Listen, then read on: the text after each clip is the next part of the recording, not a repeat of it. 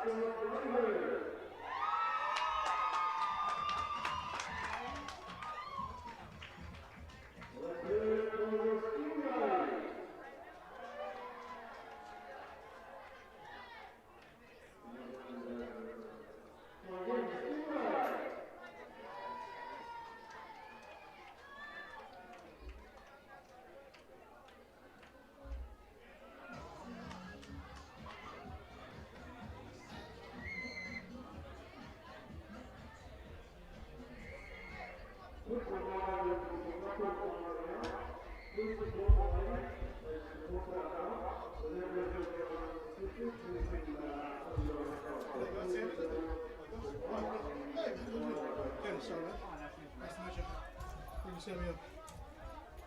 we're live, mics are on.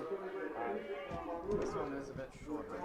Is it just the one mic today or the two? It's the second one you had to come back. Bolt's coming? Excellent. Alright, let me get the team list out. You want to know cameraman? Okay. So, I'll show you how to use the camera for the sport. It's pretty easy. I'm familiar with this. And Bolts Mike's is hot at the again. moment. Mike's hot. Bolts is just getting a drink of water and then he'll be up. Time to get me one. Yeah, I'll grab you one in a second as well. Do you want him to eat? Maybe enough. Yeah, I'll do this before going. Hey mate, how are you? Alright. Sound like you out of breath. Just the stairs would have killed you like they killed me. Jeez. No problem. I've done more running things since I retired. Yeah, like this is sport.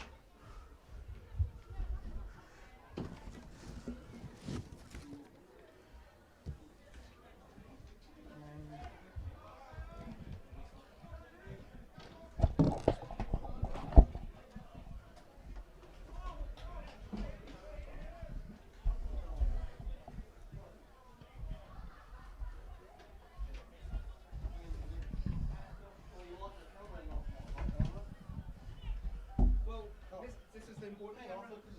No, that was another. Well, there's 3 cameras filming from the exact same position.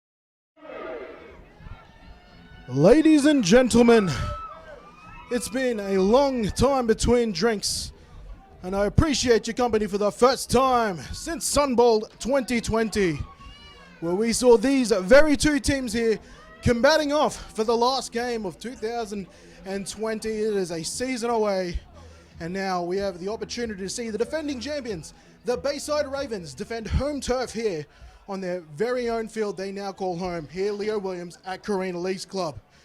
Their opponent, their 2020 combatants, who once lorded over this league, in a sense trying to find their feet again. How will they go in this test of measure against the defending reigning champions here on home field? I'm Kenny Andres, and I'm ecstatic to have your company again here in season 2021 as we get ready to kick off the title defense of the Bayside Ravens. Soon to join me, Adam Bolton, once he is done quenching his thirst. Mitchell Bessie gets us underway here at Leo Williams Oval.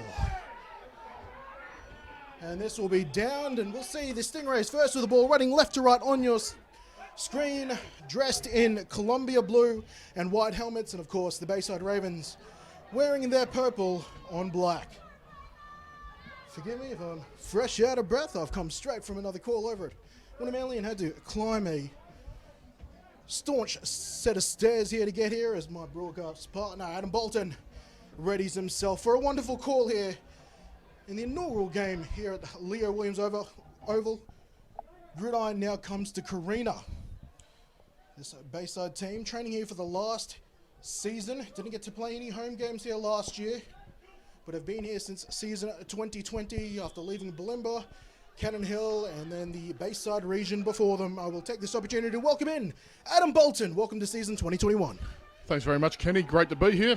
And there it is, the first play for these two teams. It's weird to see that number 9 back out there, but it is a short gain on the ground for the Stingrays to start their offensive season. A lot of new faces for the Stingrays this year, so it's going to be interesting to see how they hold up, particularly in the first game of the year. Yes, not going to lie. Going to be coming in a little bit undercooked. I'm not going to lie to you, audience, because we were unaware of this stream till about 23 hours ago. So don't have the usual notebook of notes I usually possess in these games. Nonetheless, two teams I'm very familiar with. That's 38 in motion, as the Stingrays have it here on 2nd down and 9. Another handoff here as that running back dances behind the line of scrimmage, with this vaunted Bayside defense holds them to what looks like a no gain. They're going to have a 3rd and long here, the Gold Coast Stingrays. Adam Bolton, I know I sent you on a quick errand to acquire as much Stingrays information as you could over the last morning and a half. What did you come up with? Yeah, very tricky on game day to get a lot of intel, as a lot of people don't really want to talk to you, funnily enough, but I'm just fumbling through my phone to get some notes, so just bear with us while we do that. And here on 3rd and long, Kari, it looks like, is starting at quarterback as I acquire these names now. He'll look left and be pressured immediately. Scrambles out right, though. He's got Chand after him as he floats a pass into the direction of number 11, Matthew Major, that appears. And I thought there might have been flags on the play, but it will be a 3 and out here for the Gold Coast Stingrays in their first possession of the season. And the Bayside Ravens will start their attacking football in what would have to assume some solid field position. Yeah, absolutely. Funny you mentioned Matt Major. He's actually one of the guys that, from the brief research I could do this morning, that the Stingrays actually really excited to see what he can do this year. A young player, young wide receiver, who they have big hopes for, can do really good things in open space. So I will also ask you to be patient with our replays tonight, because they've got the guy commentating, doing the replays, and got to wrap his head around doing a couple of jobs at the same time, as this punt is narrowly sent away. It's a good one with great purchase by the end of it, but Warwick Bones Russell is on the other end of it, and boy, can that man make people miss so well. In fact, he will score the first points for the Bayside Ravens title defense here in 2021. That looked like a 60-yard punt return. Oh, wow, Kenny, that is a nightmare for the brand. Don't want to see that sort of return given up on a. It was fairly, like, it was a close punt, was almost blocked, but got it away. It was a decent punt, just an outstanding run back there by Bones. And don't know how much we will catch on a replay here. I apologise, but we will wait for the extra point to take place. Jeez, what an electrifying start here for the Bayside Ravens by one of their veterans, the man who was kicking the PAT. Warwick Bones Russell. Low snap, but it's handled well by Bessie and kicked. Hold the phone well enough by Warwick Russell to make this a 7-0 opening here for the home side.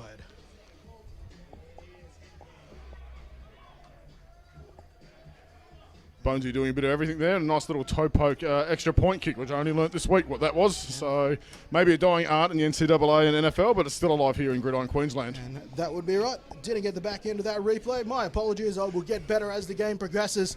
It is a shame, however, that was a wonderful play. Go ahead, flip that red bar a little further back if you want to take a look at it again.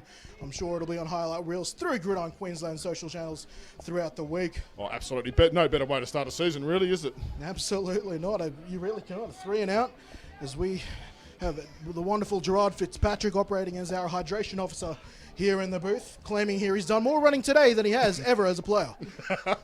7-0 here, following a successful punt return touchdown to Warwick Russell, as Mitchell Bessie, rookie mistake, realizes he's got the ball 5 yards off the kickoff spot. There goes to show, no matter how many years you have in the sport, and Bessie has north of 10 almost, you can still make some dumb moves, but this won't be a dumb kick, one would suggest. That is a great kick. It's got some great height, and it will land awkwardly in front of the front line, but it's a friendly bounce there for the Stingrays. Returning that, I think, is number 9, as I go through this non-numerical order chart. Thank you, Bolts. I've done well there, haven't I? To a player we have not got. Oh, yes, we do. Gab Salvo, Salvo. who is a former Sunbowl Junior MVP. I believe he was a split MVP for his last season in Colts, which was a couple seasons ago now, and then won it individually the year prior. That is a talented young man to welcome back into the Stingrays fold. Stingrays are very excited about what he brings. They like his ball carrier vision, and they love his speed in the open field. So we're looking forward to seeing what he can do as the season goes on. Kari returns at quarterback, 3 and out their first drive. Hoping for a little more production out of this one. 3-by-1 here. Open side field is 3 receivers as they go to the screenplay. Out to the 11 in Matthew Major once again. He gets his second touch of the football this evening. First being handed to him, that time on a screen. I think that's important after that first drive is to start getting the ball into your playmakers' hands, finding ways like screens and outside runs and stuff like that, just to give some guys some room and space, get their confidence up, and then as the game goes on, you can start to open up the playbook a bit. That they can. Let's see what they've got. Plenty of knowledge here still on the Gold Coast Stingrays fold, despite a lot of key departures over the last 5 years. Still one of the leading clubs here in Gridiron Queensland, and I imagine that will be the case for years to come. Capewell's looking fast off the edge. Yeah. It's another gift to Salvo, and he meets, I think that is Jerry Fa'agata, who I thought would be playing a guard. Here he is back at defensive tackle. Check that. That could be one of their other defensive players in 92. I had 2 93s on this team list. That could be Adenil Thompson. Thompson, I believe. I'm not sure if you saw that, Kenny, but Capwell lined up covering over on the slot and actually then stepped down to a stand-up outside backer or a split-out end just as the ball was being snapped, which gave the tackle something to think about, which then helped Thompson make that play. Bayswater Rovers, one of the premier defenses over the last 3 seasons. I was speaking to new head coach Jason Leon, who's jumped from senior player to head coach, taken over Darius Holiday Miller, who was supposed to be moving to the women's head coaching role. Unfortunately for the Bayside Ravens and for the women's football community statewide here in Gridiron Queensland, that league, that division I should say, has been put on hold for a season. But he did mention that they needed to challenge a lot of returning players here. They've chosen to try and mix up this defense much from seasons ago. Here we go again. Second and short. A nice throw to the outside from Kari. We'll see a completion made there to their far wide receiver. That might be the 4 in Noah Hull. Another Colt moving to seniors. He's working on Ravens debutant there, Popel, who is making his debut for the Ravens. I believe he might have some time in the North Queensland competition. So, speaking of Jason Leon, the head coach / starting nose tackle has come to the sideline for a breather as the Stingrays earn their first down of the game. No disrespect to Jason Leon, he might be one of the smallest one-tech tackles we've seen in the competition for a while. It was a little weird running NT next to his name. And that is Salvo in the backfield again. It's great to see so many of these former dominant Colt juniors running here at seniors, and Kari. Oh, wow, he hung that ball up nicely in the air to make something out of nothing. It will be a loss on the play. But, yeah, actually, in high-respect, he probably hopes that receiver drops that ball. True. Hey, but you'd like to see that, though. I mean, again, it's another catch for Major. Helps him get the hands on the ball, get in the field. Now, obviously, that's on the sideline. But, hey, helps build that confidence of these young players. And that's something that the Stingrays, from the info have been able to find out in the last couple of days, is they're really excited about, as Kenny's indicated, there's a lot of young guys on this team with so many departing senior players. A lot of young guys have come up from the junior ranks who now are playing seniors and have been able to retain them. So they're excited to see what they can bring to the game now and also building for the future. Second and what looks like 13 here in the first quarter. Salvo is getting busy here in the first. Finds some space to the outside and gets him past the original line of scrimmage. That's a solid run by the young man. It'll set him up for a somewhat manageable 3rd down here, albeit it'll still be 3rd and long. So again, we get a little bit of taste of that breakaway speed there. Granted, going a little bit east-west there, which we don't necessarily want from a running back, but we saw some of that breakaway speed there, which we can't wait to see as the game goes on. And Adam Bolton, we're getting the 3rd call man of our call team here. I'm sure would that be Hollywood Rowe? Is, of course, Coach Hollywood Rowe. Reminding us that Noah Hull, who was playing here at wideout, was a 2019 Outback Tryouts camp player there for the junior Australian team that unfortunately got held back by COVID. And there will be a false start, and that'll be the first penalty of today's game. That's Matthew Major, and remind me, I'm going to have to get you to repeat yourself here, Adam Bolton. Former player or brand new, fresh rookie? Yeah, good question. I believe he's come. I'm going to have to check on this. I think he came from Sydney. Oh, there we go. We've learned that it's actually got some family members up here in the group there, so I'd like to think he's probably been around for a while there. My So yeah, so I apologies to think you, so. Matt. So that's not who I was thinking of. Is from Sydney. Hasn't played before. There we go. I'll only have good things to say. Well, he'll be working against Popel. Here we are calling first down here for the Stingrays, looking left. Kare. There was a battle for the ball. It is caught, but it is out of bounds. The recipient of the football making his second catch. There was Noah Hull, but he couldn't stay in bounds. That was a very awkward play. Will ultimately end in an incomplete pass, and it looks like there's a big change there. That is in fact fourth down.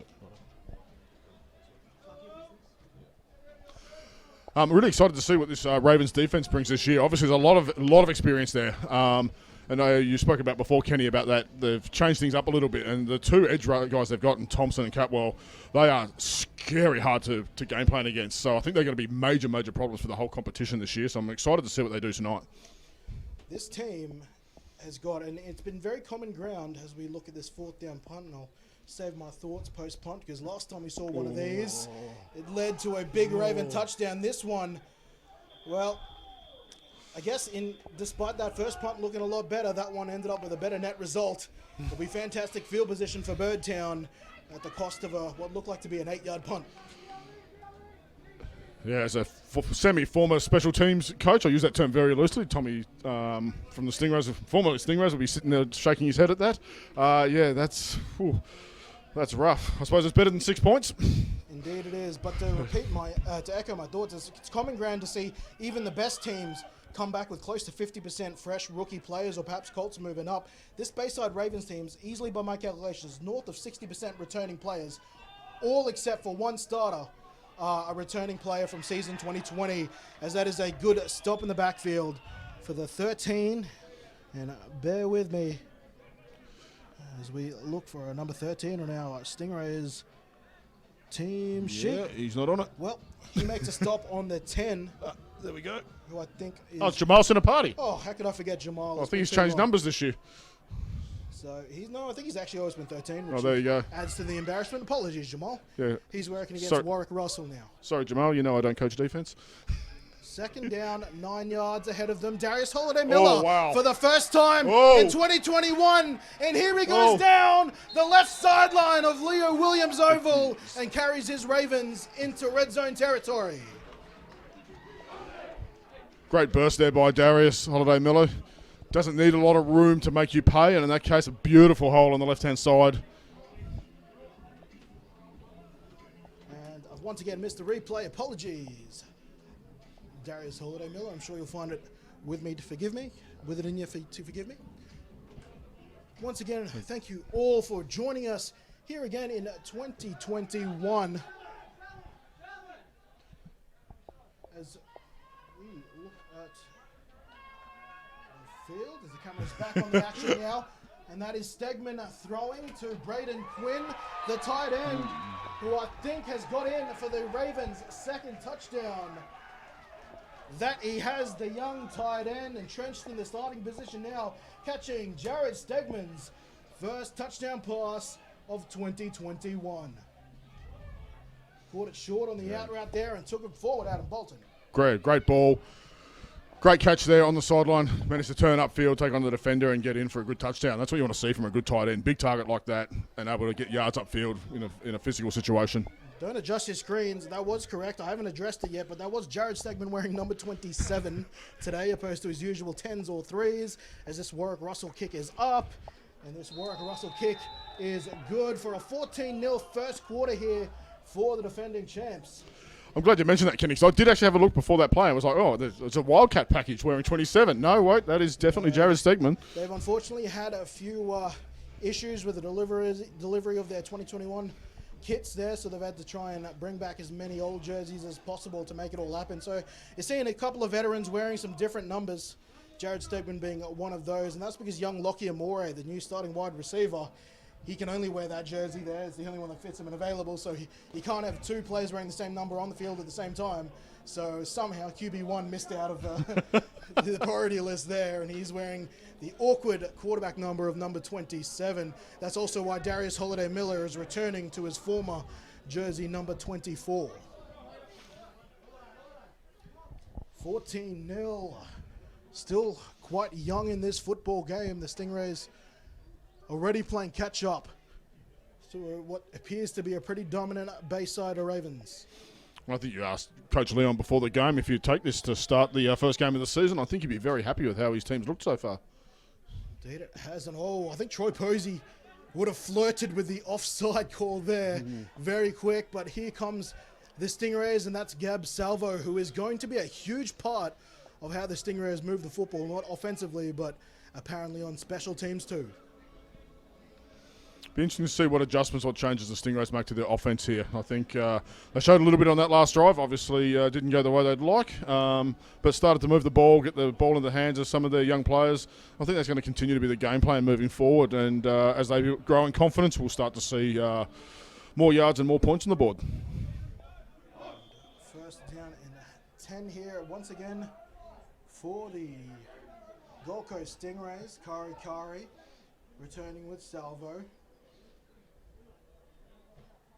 Got Major down here to the near side sideline, but he's going to be looking to the left once again. Almost intercepted, almost coming up with a nice play, and the ball there was someone not listed on our team list yet, but I think logically that could be Jordan Desbro, who was waiting on a number as of last night, and I'm willing to back that call. Not that I'm a punting man or anything. No, never. Not once. There's never been any discussions about point spreads or anything on this game. Not one bit. Second down and 10. Gold Coast Stingrays looking to make it happen. Short glimpse of it through their young offensive skill set core so far.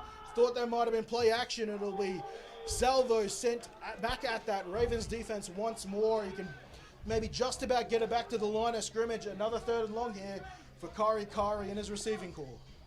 Makes it very difficult, particularly for such a young team. I know we brought that up a number of times already, but when you put yourself into these positions of third and long, it really limits the playbook in terms of what you can do. So, hey, the defensive line can pin their ears back, and the secondary know, what to give up and what not to give up. It makes it very, very difficult to convert from here.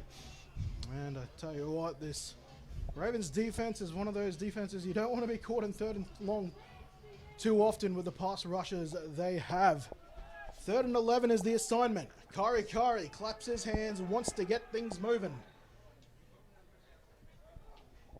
As Kari looks to his left, the ball is tipped by rotational linebacker Matt Bailey, who is welcomed back to Birdtown here in 2021 after a season hiatus.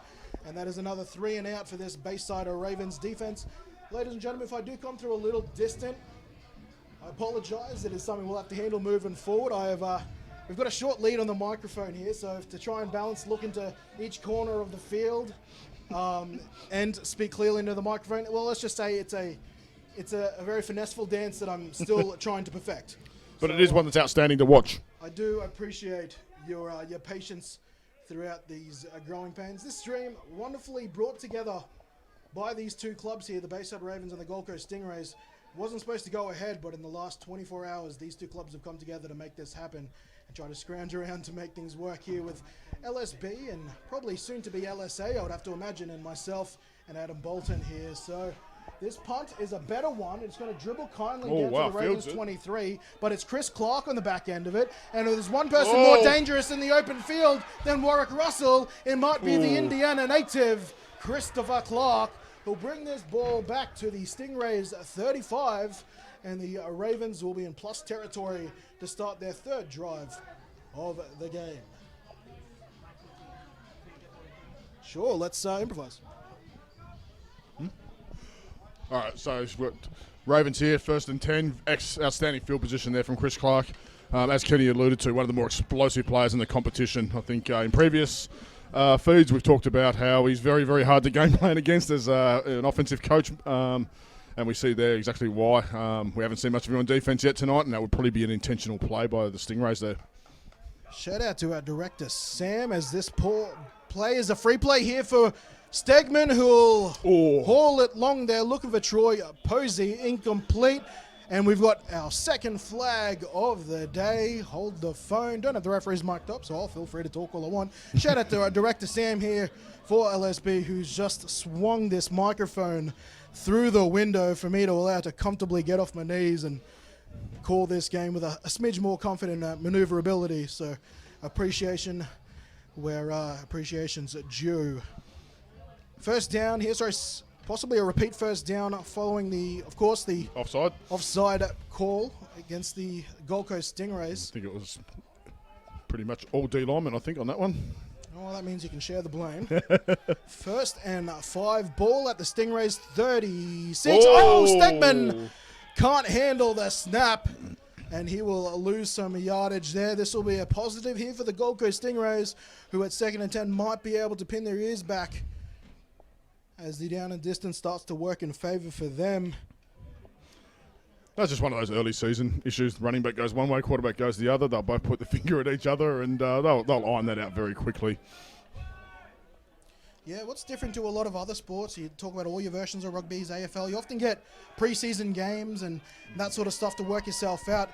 GQ don't quite do that. Maybe a couple of joint scrimmages if you're lucky. So these first 1, 2, even up to 3 games can be very awkward. But I tell you what, both these teams not looking too bad as this pass is completed here on the near side touchline to Warwick Russell. I said touchline, I mean sideline. Forgive me a break, I was just calling rugby league. But that is a chain mover here for Birdtown as they get inside the Stingrays 27. But yes, Adam Bolton, what else has your research alluded you to here for this matchup this evening? Yeah, the Gold Coast Stingrays are very, very, I suppose, use a stockbroking term, very bullish around their defensive line stock this year. A lot of young talent who can do a lot of great things, and young talent that's being... Quinn in motion. We'll get back to that thought in a second. He moves left to right.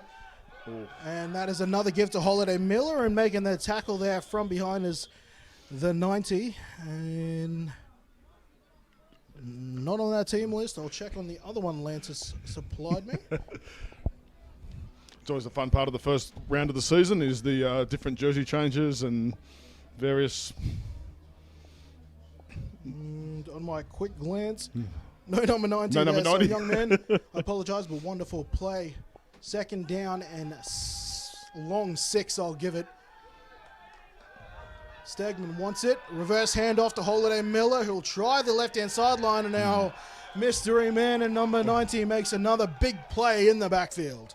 A couple of very impressive plays there from him in terms of staying patient, maintaining his gap assignment, and then reacting to what Holiday Miller has done. But yeah, as we're saying, the Stingrays are very, very excited about the D-line talent they got this year. A lot of young guys, a couple of guys who have been looked at for bigger programs. But yeah, based on practice I was at a couple of weeks ago, they did look very, very good. Just took another scan of that team list, both of ours here. Yes, unfortunately, not quite there. If anyone wants to fill us in on that, you are more than welcome to, and it will be very much appreciated here as the Ravens face a 3rd and long, their first of the evening. A pivot here from Stegman, looking, buying time, throwing this ball downfield to Mr. Nobody.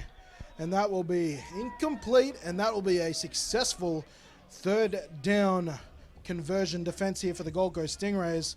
It'll be interesting to see what the Ravens do here. They do have some competent kickers out here, but especially, I should say, by GQ standard, this would be a very long field goal. Yeah, it would. I would expect here, particularly with the weapons that the Ravens have on offense, both at receiver, but also, you know, the faith that Stegman will have in that offensive line that are very, very experienced. I would expect they would go for it here. And that they will. Feeling confident, this Ravens offense. Holiday Miller joins Jared Stegman. Troy Posey is out far sideline. Inside him, I think, is Lachlan Amore. They will sprint out right, send some receivers deep. Posey is one of them, and he will find young Lachlan Amore for his first catch as a senior Raven here. He will take this down inside the 5. That's an impressive play design there. The I suppose bootleg or the rollout like that, having obviously Holiday Miller there as the lead blocker, makes it very, very difficult for the defense as well because they've got to roll their coverage over, and a lot of coverages, particularly in this league, aren't really designed for that. So makes it very, very tricky for particularly in zone to work out who's dropping down for where. So inside the 5 now, we've got 1st and goal Bayside. Quinn stays in. As far as I know, is one of their 2 tight ends, as we might see the end of the quarter here, and as both teams look to take a jog. That is the end of the quarter here. First quarter come to a close here in the opening game for both of these 2 teams on their 2021 Gridiron Queensland campaigns. The defending champs, the Bayside Ravens, they have a 14-point lead over the Gold Coast Stingrays, courtesy of an opening punt return touchdown to Warwick Russell, and a receiving touchdown by tight end Braden Quinn. And now they are knocking on the door of adding their 3rd touchdown here at the start of the second quarter. Quick thoughts, Adam Bolton. Yeah, probably the first quarter started as we'd expected. Stingrays obviously having a few teething problems here with a lot of young players, and it's on the other side of it when you look at the Ravens, obviously a very, very experienced squad, coming off the last 2 years Sunbowl victories. Quick mention here as well that the Ravens players are actually the ones who have made it possible today for the live stream in terms of and the Stingrays as well. Sorry, and the Stingrays have, yes, they've combined effort here to make tonight's stream happen. Quick acknowledgements there to Academy 49, led by Lance Tongakilo there for young development of players in this sport of gridiron, as well as some support here to the man to my right, Bolton Financial Services. And live stream in Brisbane, Paul Mills tuning in, I believe, from Newcastle or northern New South Wales at least, and allowing his staff to make this happen on such short notice. And yeah, I go all right as well. Lachlan Amore motions from left to right, or perhaps just forgot where he was supposed to line up. First and goal. Holiday Miller might be hungry here for his first touchdown of the 21 season. They'll hand it to him. He'll bounce out to the right-hand side, and he'll be taken down nicely in the backfield. 45 by number. Tristan Bourgeois by name. Another returning player in a couple of years in the senior system now, I believe. Yeah, that's right, and he's grown significantly over that time as well. Understanding the game certainly improved, and really is an asset to this defense. So a great stop by him in the backfield, stopping one of the better red zone runners in Gridiron Queensland. 3 receivers out here for the Bayside Ravens. Holiday Miller remains in the backfield. Haven't seen anyone else line up a running back yet. Speed option pitch out to Holiday Miller. Some wonderful scrambling run defense here from the Stingrays. Almost called them the Titans. Great work there from Columbia Blue, and this will make this an awkward 3rd down situation for the Bayside Ravens. Arcing up here with their backs against the wall are the Gold Coast Stingrays. Yeah, a couple of impressive defensive stands there to try and, hold them out. That coverage in particular there on the speed option. That was just great discipline, great coaching in terms of, maintaining your gap assignments and personnel, and made the play. Warwick Russell, keep an eye out for him in the slot. I think he's matched up there with Jamal Sinapati. Perhaps no, it's number 33. It'll be a little pitch out to him, a la Patty Mahomes, Tyreek Hill, and it'll be the 2nd touchdown of the night for Warwick Russell, this time on a receiving touchdown. Hard to stop that sort of speed in open field, isn't it, Kenny? It's the old saying that they say, speed kills in this game, and Warwick Russell is one of those guys that you almost have to play Where's Waldo with every play. Indeed it is. Not on the taller side. Warwick Russell, like very few people I can actually call shorter than myself, but geez, he makes up for it in talent, hard work, and simple heart. He'll also add the extras here as we look to see the score change. Score currently 20-0. That one goes wide. No, check that. It is 3 for 3 for Bones on the day. 21 points. The large majority of these points contributed by that man, Warwick Russell. Absolute difference maker and playmaker out there, and certainly an integral part of the offense that Stegman and the Ravens have put together.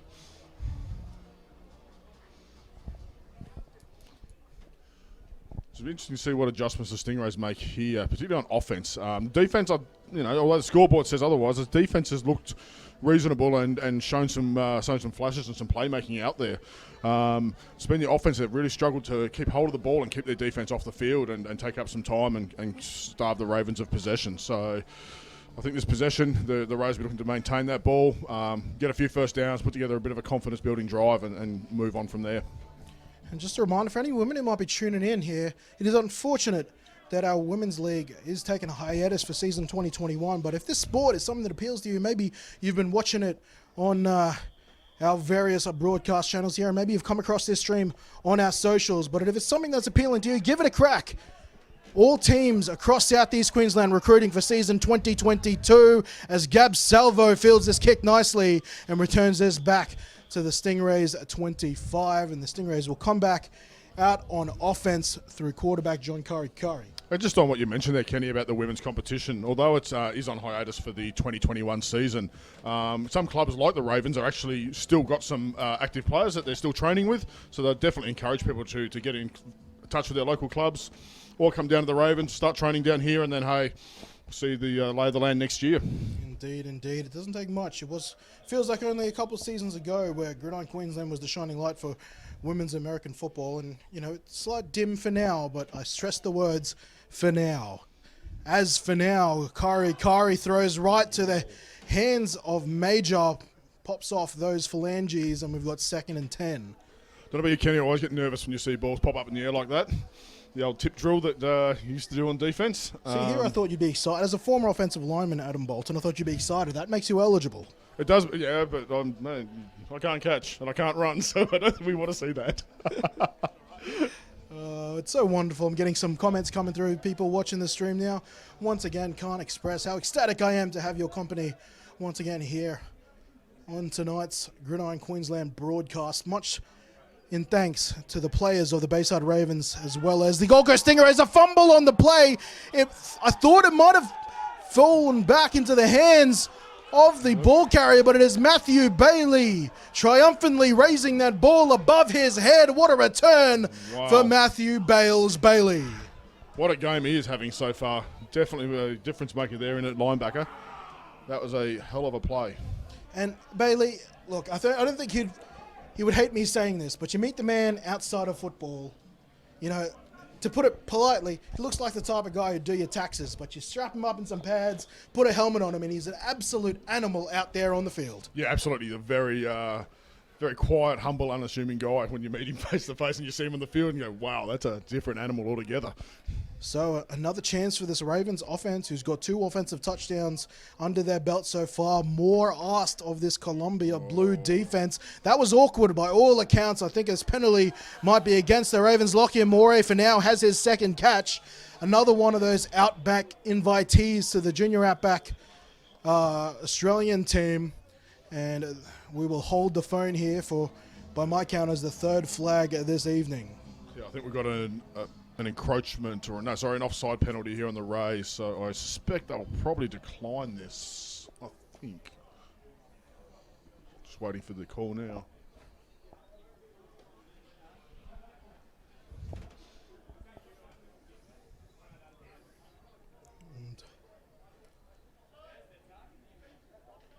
It is in fact offside on the defense. Bolton was correct. That'll be another free 5 yards. And this might sound like poor timing after a penalty, but for 2 teams who are playing their first game, look, let's just say I've called a lot of first week 1 games before. I actually think this isn't too bad as far as penalties go. No, I tend to agree, Kenny. I've coached them on the sideline for plenty too.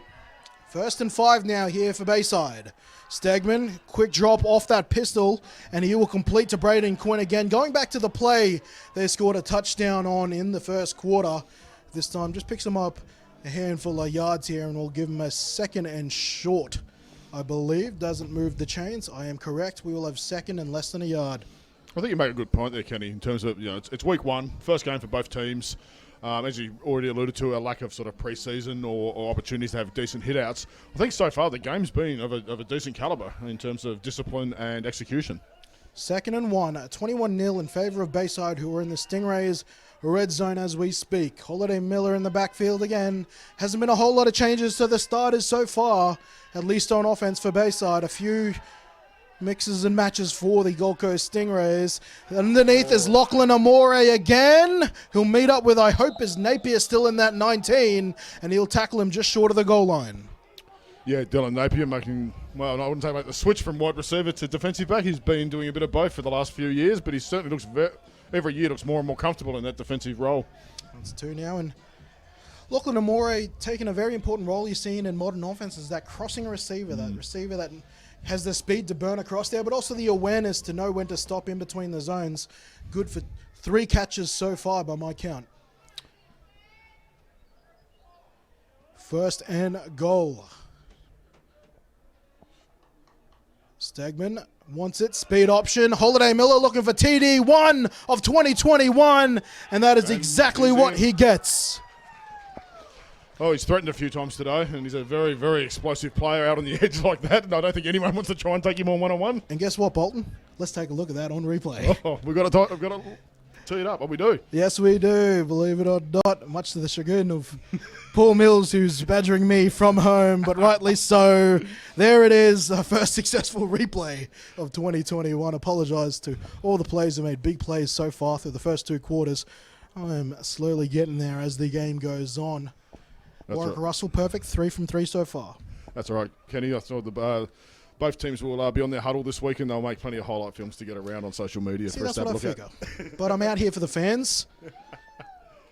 And that is a successful kick, making this a 28-point lead now here through the second quarter for Birdtown, defending home turf for the very first time here at the Carina Leagues Club, the field being Leo Williams Oval. So I have to give credit to the Ravens committee as well in terms of the work they've done in the off-season and securing this field. It's an outstanding facility. Yeah, and I tell you what, Leo Williams Oval, it's my home junior club as a rugby league in. I always dreamt that one day it would be a little shorter commute coming to Carina than it would out in the Bayside. It's finally here, and it's wonderful to have it close to the inner city. I do hope that the actual Bayside regions of Queensland are back out in the Redlands, find a team once again, because I still stand by the statement there is a huge junior catchment out there. Yep. But for now, a presence right here in the interior eastern corridor of southeast Queensland is being now called home by the for now named Bayside Ravens. I did question Jason Leon if that name is no longer accurate, as this ball is kicked off once again by Mitchell Bessie. High and returnable. That is Gab Salvo once again. Finding plenty of space. Look at this young man shot out of a cannon. He will get this back to the Stingrays 39. Maybe a little spark like that is what this offense needs to try and get some points on the board. Absolutely. You have a return like that, gets the offense's tail up. They come out in the field, good field position, bit of confidence. Hey, you know, you can make anything happen from here. So, you know, they've got a fairly experienced offensive line, which is going to help them. And that's going to help also with the young players. I'll start to get confidence running behind that. Bolton, you got a new job, mate. Do I? At the end of every play, you can hit that R button, okay? After every play. After every significant play. So viewers at home, watch us make a mess of this. We're going to make a team effort to get us through here, just like these two teams have come together to make this stream happen alongside live streaming Brisbane and myself and Adam Bolton. First down and 10 here. John Kari checks something off. He's going to go back under center now. An adjustment made in the backfield. They will hand this off. A dive up the middle to Salvo. Shake and bake. Times one, times two, and a bit of power to finish that off. That's not a bad looking sandwich there. And that run will bring this to second and a medium. We'll take a look at this once again. You saw them check off at the line there, and look at that. Look at the teamwork by us, mate. Almost as good as the teamwork of that Stingrays offensive line. What can you tell me about the Stingrays offensive line, mate? You can't tell me you don't have a little bit of info on those big hog mollies up front. Yeah, a lot of returning players there. So obviously got Charlie back at number 57, and also Jesse Sharp in number 70, who have been around for a number of years now, probably 5 or 6 years for those guys. Part of the furniture? Part of the furniture, correct. Second and 3. Back in the shotgun goes Kari. Technically his second year as a starter, and this will be a tackle in the backfield there, a measure of revenge for the Stingrays defense. They'll have a third and manageable here, though, and an opportunity to keep this drive alive. As we take a look at that once more, the swarming defense. And as we talked just then about the experience side of the offensive line, yeah, that wasn't one of their better outings, but I think they'll be the first to admit that, so I'm not speaking out of school here. As we see third ball, they lost a few yards on that. We've got 3rd and 5 here. The task set here for this 3-by-1 receiver formation. Kari looking right, pre-snap, and will launch the throw there post-snap, but comes back to the middle, and it's our second defensive turnover, I apologize, by Peter Moose Brewer. And we'll see how much of that we got caught. I think we're going to have more of the celebration than the actual touchdown. Oh, look at that. We got there, and Well, look, is it fair to say his pre-snap read, he wanted to go right, tried to come back to look number 2, and before he knew it, the experienced linebacker, defensive coordinator, and coach for the Bayside Ravens comes picking that pass off. Yeah, he's a very, very experienced player. Nothing he hasn't seen before. He was just watching the quarterback's eyes and then dropped in his zone and dropped in front of that. It was a fantastic individual play there. So following that turnover, 1st and 10 here, Bayside. A tough night so far for the lads from Nerang. Holiday Miller gets sent into motion and will have a deep swing pass asked of him and makes a few defenders miss before diving his way back to the line of scrimmage. Might have got half a yard for his troubles. Something interesting with that one, Kenny, is you notice how deep Darius Holiday Miller is when he gets that swing pass. Now, if you can't tell me there's not a halfback pass that's been built into that offense somewhere to be dug out later in the year, I'm not here. Halfback pass off a pass, not a handoff? Sorry? Yeah, absolutely. There it is. It's a backward pass. He's allowed to still throw it forwards. Somebody clip that. I think we've got an injury timeout now. And they just realised I'm probably tasked with changing the quarters over on the screen too. That'll be lesson number 2 for us.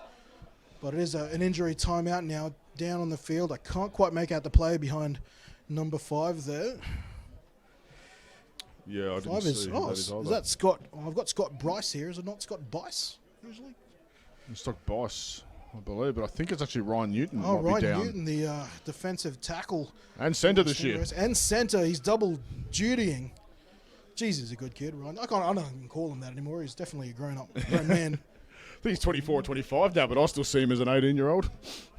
But yeah, he's an outstanding player on both sides of the ball. Back in his junior days and having to go against him at practice some days when he trained with the seniors, he was always a handful even back then. When he was playing, again, one of the smallest nose tackles that you'd ever see, but he just got so low to the ground, it was just so difficult to block. Small by height, big everywhere else. But yeah, big shout out to everyone tuning into the stream once more. Appreciate the love, and I think I've failed in some of my pre-game research here. We'll come back to that in a second because right now it is 2nd and down and 9 here for Birdtown. Braden Quinn goes in motion out to the left-hand side of the field. 3 receivers out there now. Stegman wants the ball now, gets the ball now, throws right into the hands of Sam James. Sammy the Hammy James picks up his first catch of the young season. And speaking about seasoned, it is apparent that actually no, was someone calling you birthday boy even though your birthday was like a month ago? It was last weekend? No, weekend before. Or was it that long ago? I can't remember. Was it 2 weeks? We're still dealing It with was 2 weeks COVID ago. here, you know. Months feel like weeks, weeks feel I like can't days, remember. hours feel like weeks. In any case, I thought I might have failed in not knowing it was your birthday, Bolton, but I know for a fact it was 2 No, weeks you ago. knew. 3rd down and 5. Disregard that, chat. Another conversion opportunity here for Bayside, and it'll be another speed option, but this time Stegman opts to keep it for the first time, and I think he'll come up just short here, no matter how tall Stegman is. I think he was stopped there nicely from the Gold Coast defense. We're pretty much in line here. You make your minds up at home. I'm going to call that half a yard, and I think the officials agree with me. So you'd almost bring out the measurement there, wouldn't the you? measurement. And see if the white card comes into play. Something tells me with a 28-point lead, the Ravens are going to throw caution to the wind here. I might, not that I'm a betting man, but I am. I would say a hard count might be coming here. Well, yes, I thought it might be going in for a quarterback sneak. Stegman will hand off to his trusty RB, Whoa. who is met nicely by number 90. Once again, his 3rd tackle of DHM this evening. We got to find out who he is because he is balling out here tonight. And that is a turnover, the first of which for the Bayside Ravens. Way to stand up. Gold Coast Stingrays missed the replay on that. Missed we that, apologize. But someone please tell us who number 90 is because he is making a difference this evening. Absolutely. And you mentioned just before, Kenny, about the live stream. It wouldn't be a Ravens game without a shout out to Elijah Sinapati, all the way over, and I think in North Dakota at the moment, watching the game. Yes, new dad over the last couple of years. One of Bayside's favourite sons, still watching over his old club, and of course his brother Jamal playing for the Gold Coast Stingrays. Here it is, 1st and 10 following a 4th down stop here from the Rays. A pass out to Major and a big tackle there by number 15, Joshua Bowes, who's getting some time in the defensive back rotation. And again, it's what we talked about before, Kenny, about, you know, how you get the ball back with good field position and, you know, start getting a bit of confidence and energy on that sideline. You know, start making some plays, you know, get their way back into this. Probably closing in to the latter minutes of the second quarter, I would have to guess. No official game clock here for us to review. But second down is the call here, and that's about to be a second down and longer for Gold Coast. As I think that was... Oh, boy. Let me get this right. I've got to get me pronunciations ready again for this one. I know it is Natniel Tesfagabir. How did it go? That's a good effort. That's as a coach, that's a offensive line coach, former offensive line. That's an absolute coach killer, that one.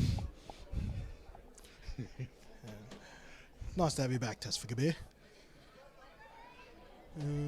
Second down and 4 by my count following that false start. Have they actually, about to say, have they marked it off? You might have heard a bit of confusion going on in my voice. It was organic, as the officials, who are also one of the parties not benefiting from a preseason or some sort of scrimmage to really practice off, they're getting a few things together as well. Absolutely. I think that's something we've lost in that. Is these poor guys, it's first time as a crew for the year, they're going to have a few communication issues too. Second down here for Gold Coast. A very deep alignment for Gab Salvo. From under the center, they hand it to him, though, on a bit of a counter. Oh, here we go. Look at him find some speed down the far-hand sideline. We're seeing glimpses of this young man's future in this senior division. Again, that's explosive speed in space that I was told about this morning in terms of what he can do. He's going to be a very exciting player to watch in this league for hopefully a lot of years to come. Very talented running back. I think, if memory serves correct, I think he started in, obviously, the Gold Coast Colts program, or juniors as it's been called before as well. Very healthy numerically and also in talent and organization. I think he was on the Gold Coast White team, which a lot of people consider the sort of more developmental side, if I dare say so, before eventually moving to the Gold Coast Blue team soon after that. And it was a very fantastic junior football career for him. He's just another one that I'm going to continue to spruik and be excited for as he's made the jump here to the men's division, as we're going to see an adjustment of the down markers. And again, I suppose first game of the year for the sideline assistants as well. Chain gang's always going to have their struggles. Correct. First down and 10. From the Ravens 37. Nice snap off the back foot, but quickly thrown there by Kari. Kari, he was looking for Major. And on the defense there, I think was young Perrin. I don't mind that. You know, in field, first down, decent field position. You haven't really taken a shot downfield this year. You need to give the defense something to respect. So I like that. And that ball was there. That was a decent effort. Kari, speaking about junior Stingrays who had wonderful careers, represented Queensland. I think took them to national championship levels. And obviously still looking to be part of the vaunted Stingrays history.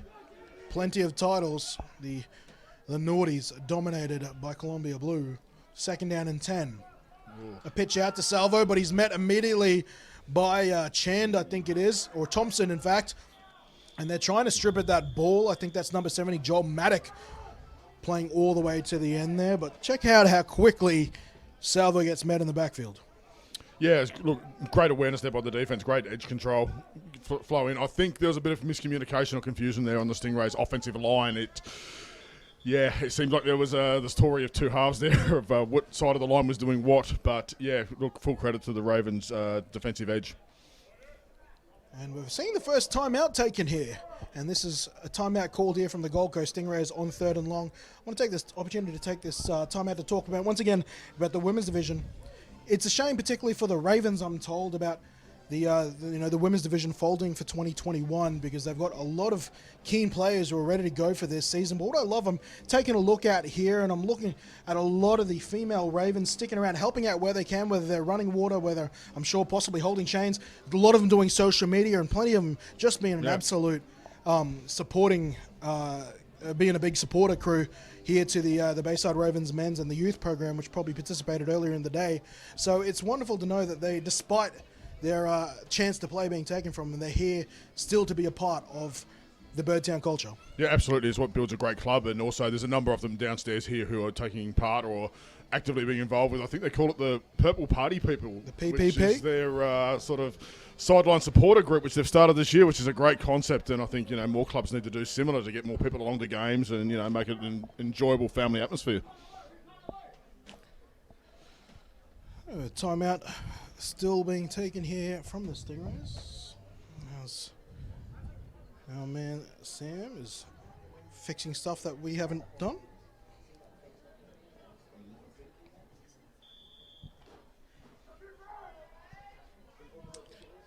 Continuing the ongoing gridiron education as Sam here also is covering his first gridiron game. He's learning very quickly. As we have 3rd and long here coming out of the timeout. Gold Coast in a Raven territory. Hoping to close out this half with a score of their own. A throw here from Kari. Kari is, I think there was a bit of miscommunication on the route read there. Major spinning out to his right, the ball coming to his inside shot.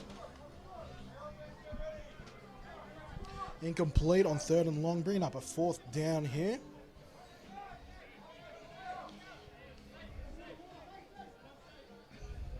Shout out to, got a couple of viewers down in Tassie as well, mate, watching the game. I heard that you were coming across. Don't blame them one bit. Nice to have a bit of the Tassie presence, joining the analytics of the stream broadcast. I know you are tonight, Kenny. Sorry, what? I missed all of that. I'm gonna do what a summer of cricket once taught me, and I'm gonna let that go through to the keeper. Give that one the Pat McAfee. How you doing? Keep it moving. As we go 4th down, they're gonna keep. Nope, check that. Kari off the field, and this will be the first punt on moving right to left here for the Stingrays. Punt Nice is snap. up, Ooh. and it is awkwardly fielded. Oh.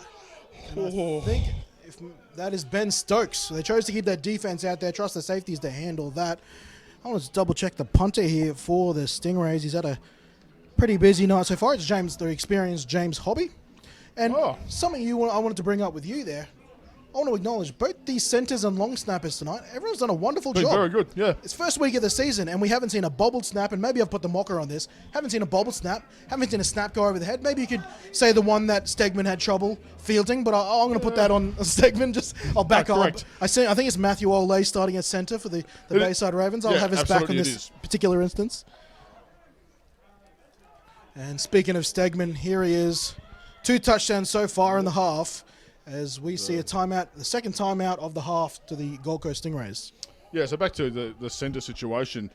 There's two very experienced centres we have starting today. So we have Ryan Newton for the Gold Coast Stingrays, who we talked about before, who's primarily a defensive tackle who has been around for a few years and now come to the good side. And then obviously Matt Ole is the starting centre for the Ravens, who is a very experienced centre, has played over in Germany, also been a starting centre for the Queensland Sun Devils. So I think, Kenny, when we look at that, that's why we're seeing such a good play from the centres and the long snappers tonight. Isn't it just? And it's one of those situations where you only get 2 practices a week. Yeah. As for American football, if you're lucky, a third of a visual, a film review practice, I should say, as I finally find my words. But, some things that you probably take advantage looking from the American system, where high school and college football, they have a few more than, a cheeky 4 hours a week to sort of practice these things. These sort of simple skill sets, they don't get quite worked out as much as, they do to our stateside counterparts. Yeah, absolutely. And I think the 2 position groups, it's hard for any position group, but I think the 2 in particular that are the hardest to get better at without a lot of reps and a lot of practice is obviously the offensive line, but the defensive secondary as well. Without a lot of reps and a lot of practice, it's very, very difficult to get very good at those positions. So another first down here following that second timeout by the Stingrays. Stegman will draw play here to Holiday Miller. Shakes the first tackler. Here he goes with a bit of space down the sideline. And we'll take this out to the Stingrays 43. The Ravens are one to move. We are moving closer to the back end of this quarter. Haven't quite hit the 2-minute warning yet. Stand by for us before we break for halftime. We're going to have a chat to 2 of those Ravens female players that we were just discussing there. Rookie Kara, as well as Marissa Hayes, who's going to have a chat to us about the current situation regarding recruitment here for the Gridiron Queensland female division. This pass is going down to Warwick Russell. Great How ball. clean of a catch was that? Him and the nemesis, Jamal Sinapati, go at it again. Whoa. And this is another win to Warwick Russell. Well, we say it again, speed kills, and that was an unbelievable ball by Spegman. That was thrown perfectly. It was either caught or it was incomplete.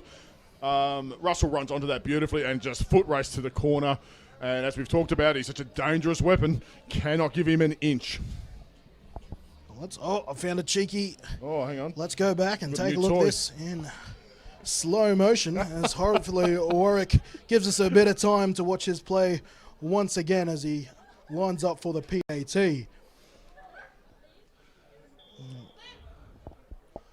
And you just see the back end of that catch here, and I'll keep you up to date what's happening live. There we go. He's got the extra point coming here.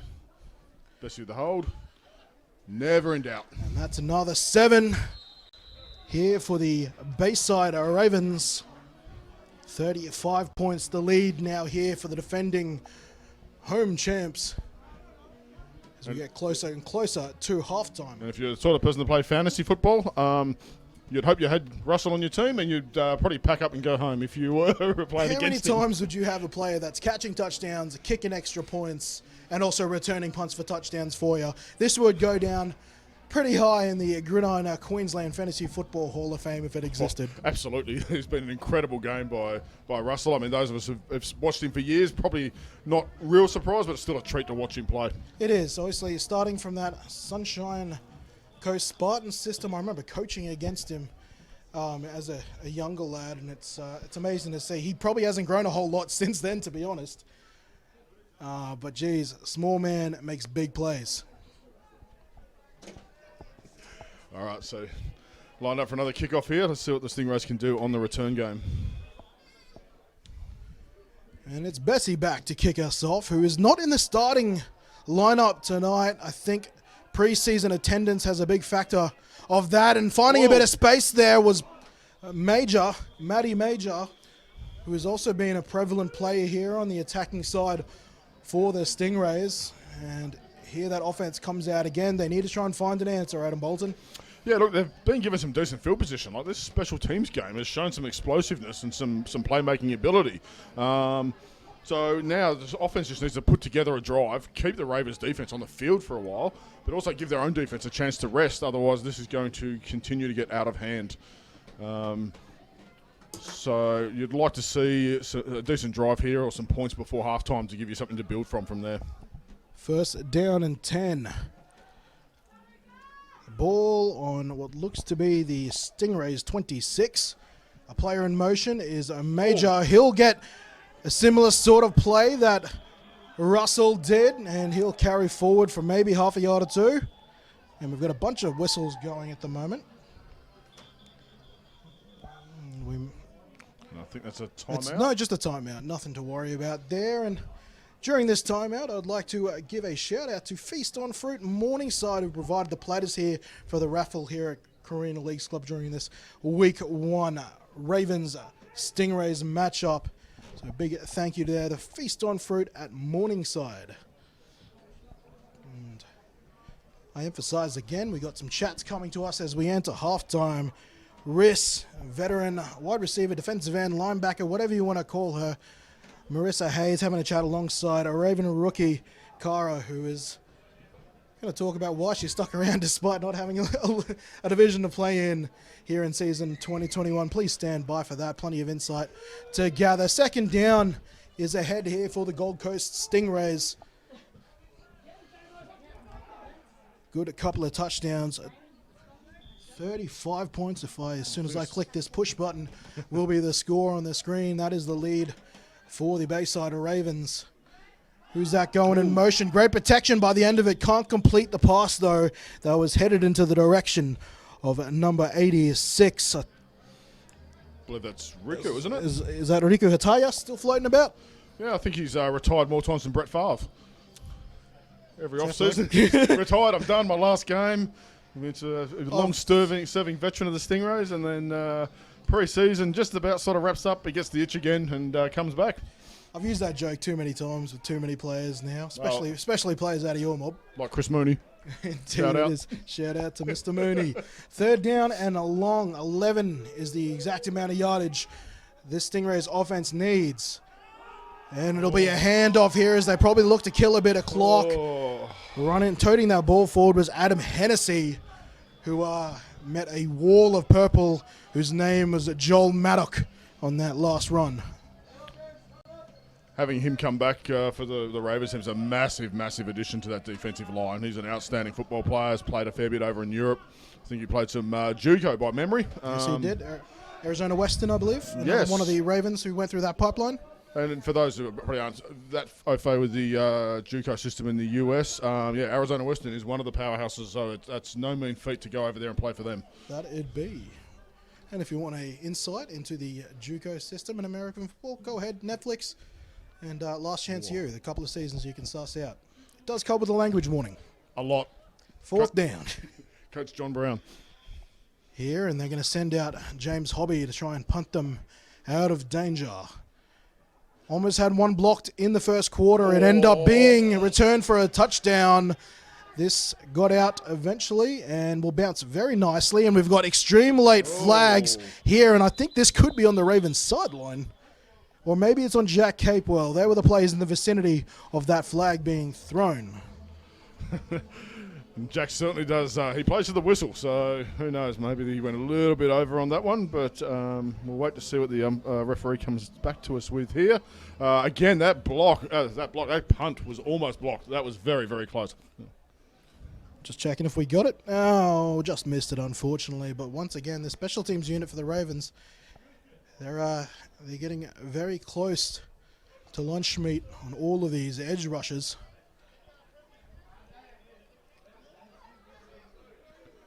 So was that against the Ravens, I hear? Yeah. On the return? I think they called it on number 32, but I think they got the number wrong there. I'm not sure what happened, but... Well, 32 was the call, and I believe that, once again, is the Raven debutant Popel. Oh, okay. Wearing Liam Reeves' old number, I believe. Well, intrigued about what number Liam Reeves is wearing. Backup quarterback now for the Bayside Ravens, because he used to wear 10. Now you have 3 players who formerly wore 10 for the Ravens. Lockie Amore coming up to goods with the week 1 number 10 jersey. 1st down and 10. Now here for the Ravens. Back end of the second quarter. A deep pass here from Stegman, finding his favourite target tonight, Warwick Bones Russell. It's one of those situations. I mean, when you look at Russell, it's like, okay, so what do we do here? Do we roll coverage to him? Do we double team? What do we do? But there's so many weapons on this Ravens offense.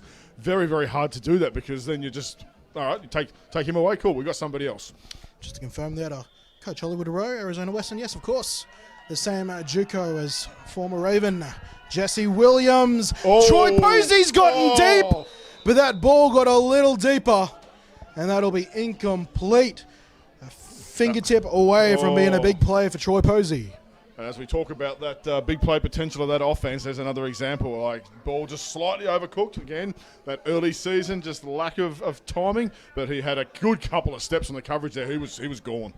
Troy Posey, who came over from the States, found the Ravens initially before ended up deciding to do his first season with the Logan City Bears. Came back a year later to join the Bayside Ravens, and I believe was part of their championship team last year. 1st down and 2nd down and 10. Warwick Russell, the danger man, now inside the slot of this 3 wide receiver set on the right sideline, but it'll be a draw play to Holiday Miller, who'll be hit at the line by this time number 80. And a flag is down on the play on this 2nd down run. Not sure what we had there. Usually that sort of flag would indicate a defensive offside, but I'm not sure that was the case here. Maybe offensive holding? Seeing if that was 80 or our man 90 again. Okay, no, it was offside. There you go. It's right in front of us here, so we think we'd have a good look at that. There's a lot of things you'd think I'd be having a good look at, mate. But here we are, 2nd and 10. 2nd and 5. Probably should take a good look at that down and distance. 2nd and 5 here. Stegman wants to go deep, pulls it back a time or 2, and goes over the middle and finds Lachlan Amore. And Amore's having an outstanding start to the season. This game is actually his probably fifth catch today. Yeah, he's been getting busy here in his senior debut. Late flags thrown on the altercation that happened on the back end of that play here. So we'll see how far these sticks get moved. Yep. It will be first down. I will just emphasize that flag came in after the play, so it will be first down. It's just where will they end up? Which way does the the sticks get moved after that? I've been very impressed with the Ravens' offensive line tonight too. I mean, very experienced offensive line, but have played extremely well. And the Stingrays' D-line, as we mentioned, big raps on those guys. A young group, but very explosive. But the Ravens' very experienced offensive line's done an outstanding job of keeping them well under control. I mean, that last play there, Stegman had to step up into the pocket to avoid the edge rush and still made an outstanding pass. But for the most part, that line's done a great job protecting him. Something I'm excited to see is that number 85 jersey being returned by being stayed in the Paludan family, I should say. Sammy Paludan now wearing his brother's number. Did notice that. I don't think that's a coincidence, but it's good to see the family name being carried on. I think it was kept warm by, I'm trying to think of the wide receiver that scored a long touchdown in last year's Super Bowl who wore 85 and took everything in my in my instincts to not call him Paludan, Jaden Paludan, but he even looked like him. But name unfortunately eludes me. You'd think being at the club last year, I'd probably remember that, but let's be honest. My world's offensive line, so I look after the big guys inside, and all the skinnies are the same. You have a real unfair bias to all the salad eaters, mate. So this penalty is still being discussed, and just a bit of analysis here from our third man of the call team, saying the Ravens defense showing a fair bit of cover 2 pre-snap that's rotating to their traditional cover 3 post-snap. That might have been what got Mr. Kari on that intercept in the second quarter.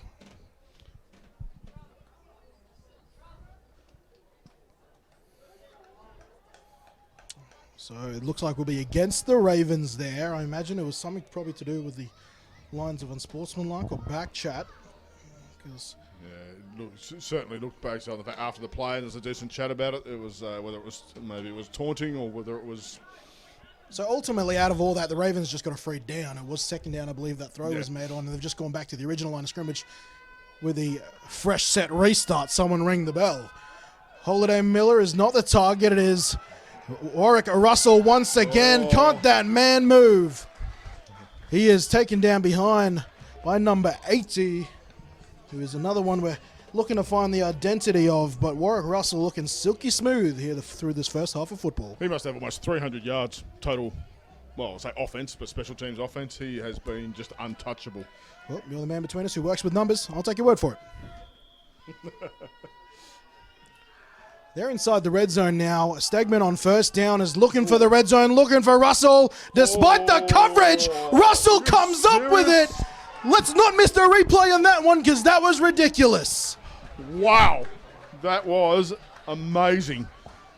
And there he is. Double coverage like we talked about. And he still has threaded that needle. What a play. That is unbelievable. Look at this. Throws up. Drops it in the bucket. That is just... that takes years of chemistry, those guys working together. That is unbelievable. Take a look at it again because it is that nice. Stegman's going to be proud of this one. We've got people everywhere here in the booth watching that again because that is just unbelievable. That is one of those plays that will be replayed for years. Everyone's excited about the catch. I'm just stoked I managed to get that on replay. A wonderful night continues to be oh so more wonderful for the man kicking the football right about now. He's been perfect in the game, and his kicking game stays just as perfect as it is a 42-point drubbing here in the first half of football, week 1, Stingrays at Ravens. Yeah, again, that play leaves you speechless, doesn't it? That is... that's the sort of thing you expect to see on a Sunday on Fox Sport or something like that. 100%. That was incredible. The Ravens have a big filming team. They do a lot of socials there between Lucas Tuamano and Sammy James. You just kind of wish they had a camera on that far side to catch that in 60 FPS. I can already see Coach Holliday Miller, Coach Hollywood Rowe typing up a storm of analysis for me. I can't wait for this one. Mitch Bessie back to kick us off here. It's been a big first half for the Bayside Ravens. There's no ahs, or what ifs about it. This is a dominant performance here on their opening day of season 2021. Trying to find a return fire. It's a great kick. Gab Salvo wisely lets this ball dribble into the end zone, and they'll have a little bit of time here. And that's a very late block there. I think Brady Quinn might have got away with one there. Oh no, that's not Brady Quinn. That's 99. My apologies. Which is Shelvin Takabe Champ. I didn't see enough of it to make a judgment. All I saw is a man flying in the direction away from him around when the whistles blew. I missed it, and I think the ones that matter with the yellow flags missed it too. So, hey, all's fair in football. Speaking about football, let's pop that score up so it is accurate. 42-0. First down and 10 here. They're going to have to start... Well, you know, I'm going to say they'd have to start digging deep in the playbook. It's week one. Maybe you just keep working on fundamentals here and keep hoping something happens as you look to improve your execution each drive. 3 receivers out to the right now here for Kari. Underneath, going to Paludan, who I was just discussing earlier. He unfortunately can't bring that in. That'll bring up 2nd down and 10. Just something on the backside of that play there. I don't know if we have it on the replay or not, but Catwell came off the edge there very, very fast, and you've got a fairly inexperienced running back out there trying to block him. He's such an impact player. Just got to wonder whether or not maybe you slide your protection towards him and have an offensive tackle trying to make that play, or make that block, sorry. And yeah, there's no sandbag in the back end of plays there when you got people like Capewell coming across the backside of a play.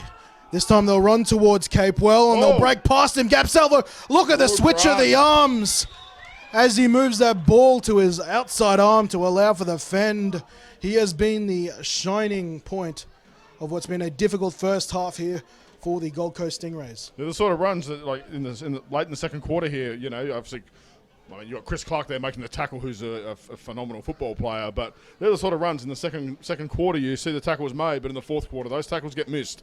So we're going to keep calling his name throughout the season and going to make things happen. That's one of Mark Louie is joining the chat here. I feel like we've got Monday Night Manning happening. One of our guests here, and he's just asking us how we find the clarity of the whistles going on. So I'm like, just get this, mate. And I think this probably speaks to the clarity here, Mark, of the whistles. They're using electronic whistles because of COVID sanctions. So, obviously, it's saliva whistles, it happens, but they're using electronic whistles. And I will tell you, Mark, as we stand here in the booths of Leo Williams Oval, we've had no issues hearing the whistles, mate. So, green light here from the booth of Andres and Bolton. I believe that was an issue last year, wasn't it? The first couple of weeks of the NFL season. Because the electronic whistles weren't loud enough. Well, we're having no troubles here in Gridiron Queensland. 1st down and 10.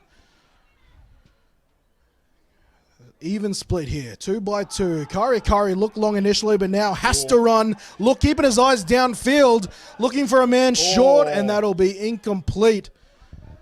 Pass intended there, I think, once again for Major.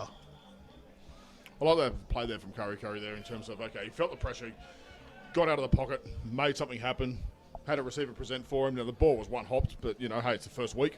But that's the sort of excitement you can expect from the Rays offense this year. And I'm thinking we might have just seen the last play of the half there. Somehow missed the 2-minute warning amongst that. Might have happened during one of the touchdowns. So that brings the first half of Week 1 football to a close here. The Bayside Ravens currently defending home turf to the score of 42-0 against the visiting Gold Coast Stingrays. Before we close to the half, got an interview here starting off with Ravens women's team rookie here, Kara, as we patiently wait for our wonderful ground announcer to get his spiel out. There we go. Kara, obviously you probably would have joined the Bayside Ravens looking for a women's team, a new sport to try here, and unfortunately that won't be the case for you in season 2021. I got to ask you, what's caused you to stay? I mean, I guess I joined to come try out a new sport, tried it, love it. So I'm going to train up until there is a season. And there it is. Yeah. And that is going to be the case for not only you and your potential rookie teammates here and also newer teammates here, but probably a lot of women around Gridiron Queensland. What caught your eye to this new sport? How did you find Gridiron here in Queensland? I had a friend that was playing it and popped up on her Instagram trying to attract some people and thought I'd check it out. There it is. So the Yeah. power of social media. Your overall thoughts? What was your initial thoughts? Talk me through your initial thoughts when you've found this sport, particularly once it started getting to possibly the idea of pads or at least the holistic idea of practice. What was running through your mind as you started all pieced together? I think when I started, it was like, okay, I vaguely know how this game works, but I have no idea what I do in this and how that operates. So really getting my head around it, working out what position to play, and then going from there, trying to work out how that actually worked. Yeah. It can be overwhelming and crazy, admittedly, but obviously, despite that, you're sticking around. So I've got to say, firsthand, you can answer this question. What would you say to all the potential female players there that are looking for a new sport or possibly just looking for that little bit of push to join the sport in 2022? Come check it out. Definitely speaking for the Ravens, the most welcoming group I've ever really come across. So just fantastic. Come check it out. I thought I'd just come to a couple training sessions and I'm still here. So Well, there you go. yeah. Well, if you want to suss it out, home games here at Gridiron Leagues Club for the next couple of weeks. So come check it out firsthand, see for yourself. We're going to thank you for your time, Cara, and we're going to pass off to one of your senior teammates here, and Marissa Hayes. Firstly, hello to you, Marissa. It's been a long time. You were supposed to join me to watch the Panthers last week. That didn't work out for either of us. But No, it didn't. But here you are, I'm here repping now. the party, the purple party people here. Unfortunately, I can imagine for you, you'd be one of the most devastated at the way things fell out for the women's division this year. But tell me where your head's at. Look, super disappointed for the Women's League as a whole, especially all the new rookies that we're looking to try out the sport at all the other clubs, not only here at Ravens. And at this present point in time, looking at other options in the kind of, I guess, post-season, you would call it, because we don't have a league. So looking at other ways at keeping fit, and then obviously socially still being involved in football, and supporting our men and our youth in regards to the Purple People Party, the PPP, that we're trying to get off the ground this year. But in general, our focus for now until next year, when the league starts in April, generally, we're looking to grow not only the women's league, but all the juniors and youth that are out there, trying to get more interest to the sport, but especially for the women's. So we're still training here at Gridiron Leagues Club on a Tuesday night, and we welcome anybody that wants to come down and check it out. With us, we'd love to have them. If it's not with the Ravens, we're looking at the Gold Coast, Deception Bay, Logan, Ipswich, North Brisbane. If people are looking to play Gridiron, as Cara just said, she came down for 2 training sessions, and had we had a league, she would have been playing, loving it. If you want to come down, just have a watch. We're more than welcome to have you come down and just watch, ask a bunch of questions, and then stick around for some training into next year. So that's women's leagues all over the shop. If you're interested, jump on the Ravens Facebook page, let us know, and we can point you in the right direction if you're not local to our area, because we'd love to grow the league. Pretty devastated that 6 years of playing, this is the first time there hasn't been a women's league. So myself and some of the other veterans would really, really love to get the league back off the ground for next year, for 2022. Passionate words, but spoken by one of the proudest female players in not this sport, in this state, but in this country. So yes, check it out. If you have even an ounce of curiosity about this sport, I promise you won't regret it. It's here at Leo Williams Oval for the next couple of Saturdays. Cara, Riss, appreciate your time. We're going to head to halftime. I desperately need a break. Thank you for joining us once again. Second half, not far away.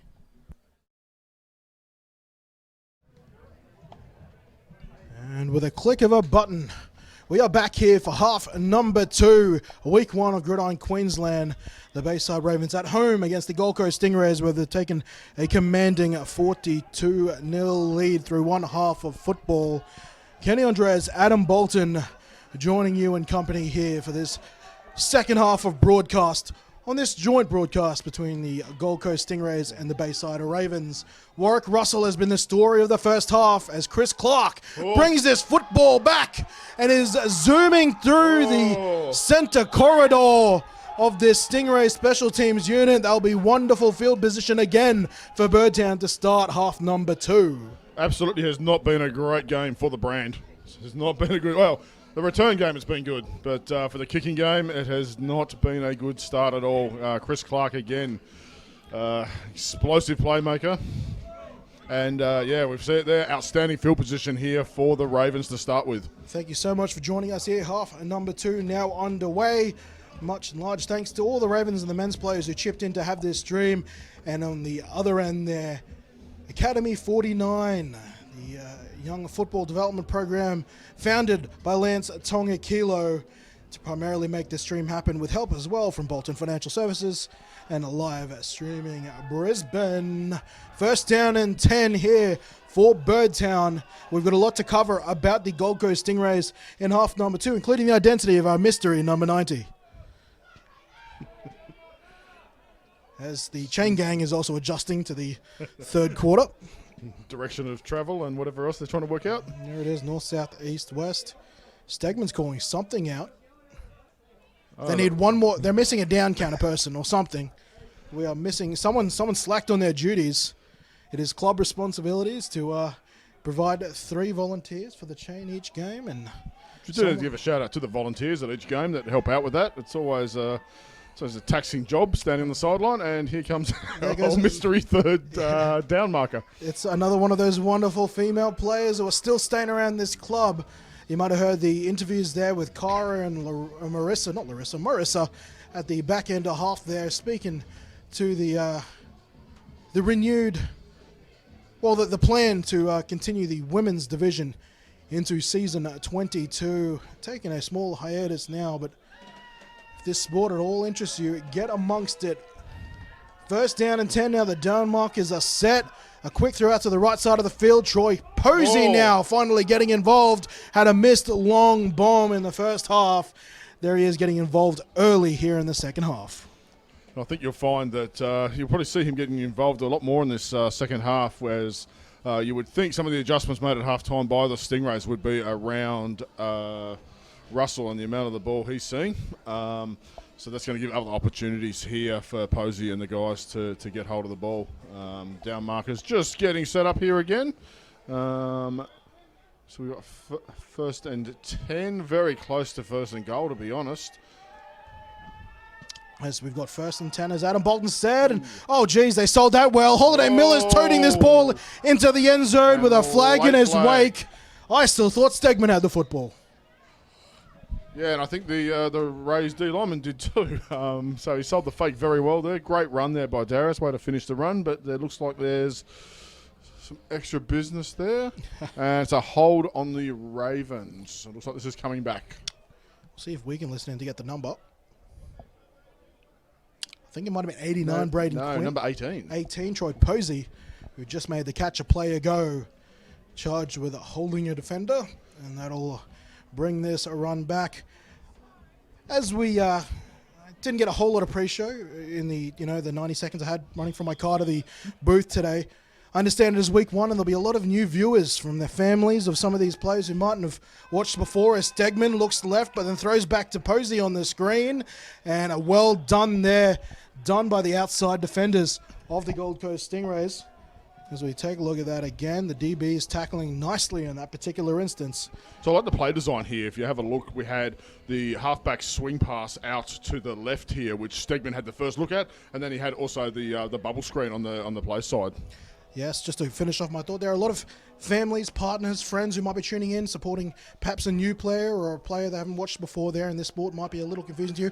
We will endeavour to somewhat educate you as the weeks go on here, and make sure you're not too lost in this sport that can be pretty intimidating to learn. Stegman keeps it on the QB keeper, but throws it out on this RPA option, and getting on the back end of that is the grizzled veteran, Regan Webb, who's looking extra Jesus-y here in 2021. Almost didn't recognise him pre-game on the sideline, so good to see him get back out there and back in action after he's missed a fair bit of time with various injuries and work commitments.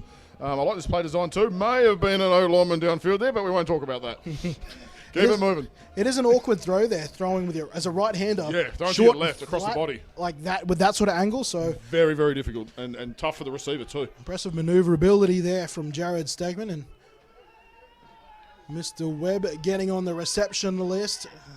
Third down though, the Stingrays have held on decently so far after giving up the initial play that got them down here in the first place. Holiday Miller denied a touchdown a couple plays ago, and he is slammed down by that superstar number 90, who I can reveal. Names escape me. It is Louis Barisi, who I managed to spy his face at halftime, and I had to say that couldn't be a new player making plays like that. That is former Queensland inside linebacker Louis Barisi, who's looking even bigger than I last saw him. Obviously made the shift now to defensive end. Great read and awareness there. Obviously Stegman saw something he didn't like and made the adjustment, but did not fool the Rays one bit. And now they're going to go for a field goal here. Interesting, Warwick Russell, their usual PAT kicker, will not be kicking this. This kick, however, is good. So the first field goal, by my knowledge, there's been several games today of the season, is successful.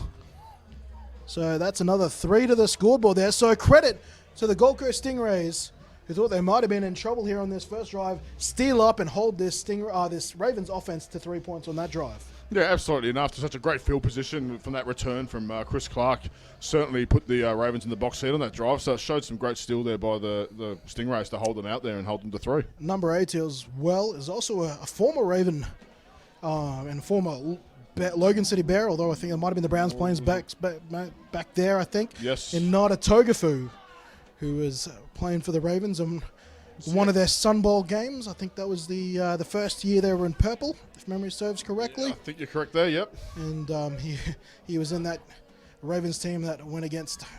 Was he a Wildcat at one point? He was a Wildcat at one point. There we go, a bit of blue. Digging deep there. I think he was also, he might have spent time with the Rhinos as well, I'm not sure. Yeah, Let's you just might be right there. we'll call him a journeyman, but his journey has taken him here after a couple of years away to the Gold Coast Stingrays. He's wearing jersey number 80 and playing on the defensive side of the ball. Here comes Gab Salvo, who was the punctuation mark to many of the successful plays by Gold Coast in half number 1, both on offense and special teams.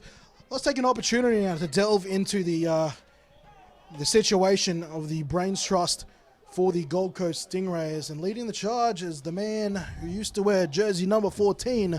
49. 49, potato, tomato. Lance Tongakilo, who is, I thought for sure would be double dutying tonight, much like his counterpart Jason Leon, and playing both on the field and serving as a head coach, but he has got the Polar 1 and he is a pure head coach this evening. No, correct. He's taken the clipboard on this year and purely on the sideline, but an outstanding football brain to have as a coach this year. This ball will be handed off to Salvo, and he'll meet a host of defenders there, taking him down behind the line of scrimmage there, and a few more players kicking off after the whistle, and flags will be thrown. And I think that will be on the 99. Oh, geez. Things not going great. And Ryan Newton probably on that second one trying to get an Academy Award. That was a decent dive. Look, you already got the flag, I believe. Yeah, but just get back to the huddle and get on with business. A little bit of GST chucked on that one there, so I think... Certainly laid that on thick. But yeah, you're right. You got the flag. Just get back to the huddle. Hey, move it on. Bit of free yardage coming the Gold Coast way. But yes, Lance, I'll be honest. Let's see if he makes the whole season just on the clipboard. It's very, very hard when you're still in a position where your body's feeling it. Yep. You know, back end of the season, I think even the last time he had a run at this. Purely at head coach, it was the back end. Yeah, He I think, found himself in a jersey and playing. No, if I were to be a betting man, and of course I wouldn't be, but course if not. I was a betting man, I would load up the truck on that he will see the 49 back out there this year. That flag was on the 99 in Shelvin to Chnd, and that'll be a free 15 yards for the Stingrays. More about the Gold Coast coaching staff to come, because it's a wonderful group of young men and women over there. First down and 10, Stingrays. Quick throw here from Kari, and that pass is almost intercepted by Clark. Couldn't quite find the grip. And I think there was a really big block on that play as well. Yeah, that was a great read there by Clark. Let's just have a look here on the line. Yeah, some good work there in the interior line there for I should know no names going, but Big C and Charlie at the guards there, and obviously Ryan Newton at centre. Second down and 10. Second chance here for John Kari. Brother Ben watching over from the States, I believe. A handoff here to Gab Salvo, and this east-west running is proving to be a coin flip at best at times. He's managed to break off a couple of big plays in some of these outward bending runs, but a fair bit of tonight has seen him tackled in the backfield there, Mr. Gab Salvo. Yeah, I mean, part of that, you've got to put that down at the offensive line too. Like, you've got to maintain your blocks more on that. And if you are going east-west, if it's an outside run, well, then you've got to fight to get that outside bicep. And you've got to maintain that block. You can't just give people a shove and then watch them run past you, because it's a long developing play. So plenty of film to review to do this week, and I don't think they would mind me saying that. And third and long coming here for the Gold Coast Stingrays. Off the edge, standing up, is Jack Capewell. Two safeties somewhat deep here for the Ravens. They'll roll out to the left. Kari looking for Tesfa Gabir. It will fall incomplete on third and long, and that'll be a punting situation here for Hobby and that special teams unit. So again, we talked before with that rollout to the left that Stegman made in the pass to Regan Webb. Similar there. So we've got Kari rolling out to his left, and he now is trying to make a deeper pass downfield. That's very, very difficult to do, rolling across body and then throwing downfield like that. Hey, it was almost there. It was a good effort. And just wanted to give a shout out. I didn't get to mention, I didn't find his name in time. The man who kicked the field goal in that first Ravens drive was the Englishman, Robert Quimby, putting his soccer skills to use and adding a three-pointer to start the first offensive drive for the Bayside Ravens. He might be called upon again if the Gold Coast Stingrays can keep them out of the end zone. Stokes looking for a block, almost finding himself offside. Hobby gets a nice awkward punt there that'll split the returners there, and that'll end up nicely settling around the Ravens 12. And that's more of what you want to see in terms of your punt game. Had some better time to get that ball off. Nice kick. Gets a very favourable bounce. Obviously, in that scenario, as the Ravens, you want to stay away from that. If that hits a Ravens player and it becomes live, so you don't want to risk then turning the ball over and giving the Stingrays amazing field position. Get away from it. Their offense has shown tonight plenty of ability to move the ball. So, hey, take your medicines, take the field position and move it on. That they do. Here's a chance for the Stingrays defense to sort of capitalize on a bit of field position here. This will be the longest field the Ravens have had to deal with so far tonight. And coming in at quarterback, taking his first snaps as a senior quarterback for the Ravens, Liam Reeves. Both quarterbacks are wearing 20 numbers tonight. He'll hand off to Holiday Miller. Holiday Miller will find some space and earn his team a first down. And to the sideline comes Liam Reeves. Now, I'm not sure if I'm mistaken there or not, but was that a little shovel pass that he made? Just having a look here. No, just direct handoff. A direct handoff, yeah. Great run there by Holiday Miller. Finds a seam. Plenty of room to work in, and good first down. No radio headsets here. Liam Reeves comes to the sideline to his starting quarterback and now offensive coordinator, Jared Stegman, who'll give him the play. Just giving you guys all the heads up.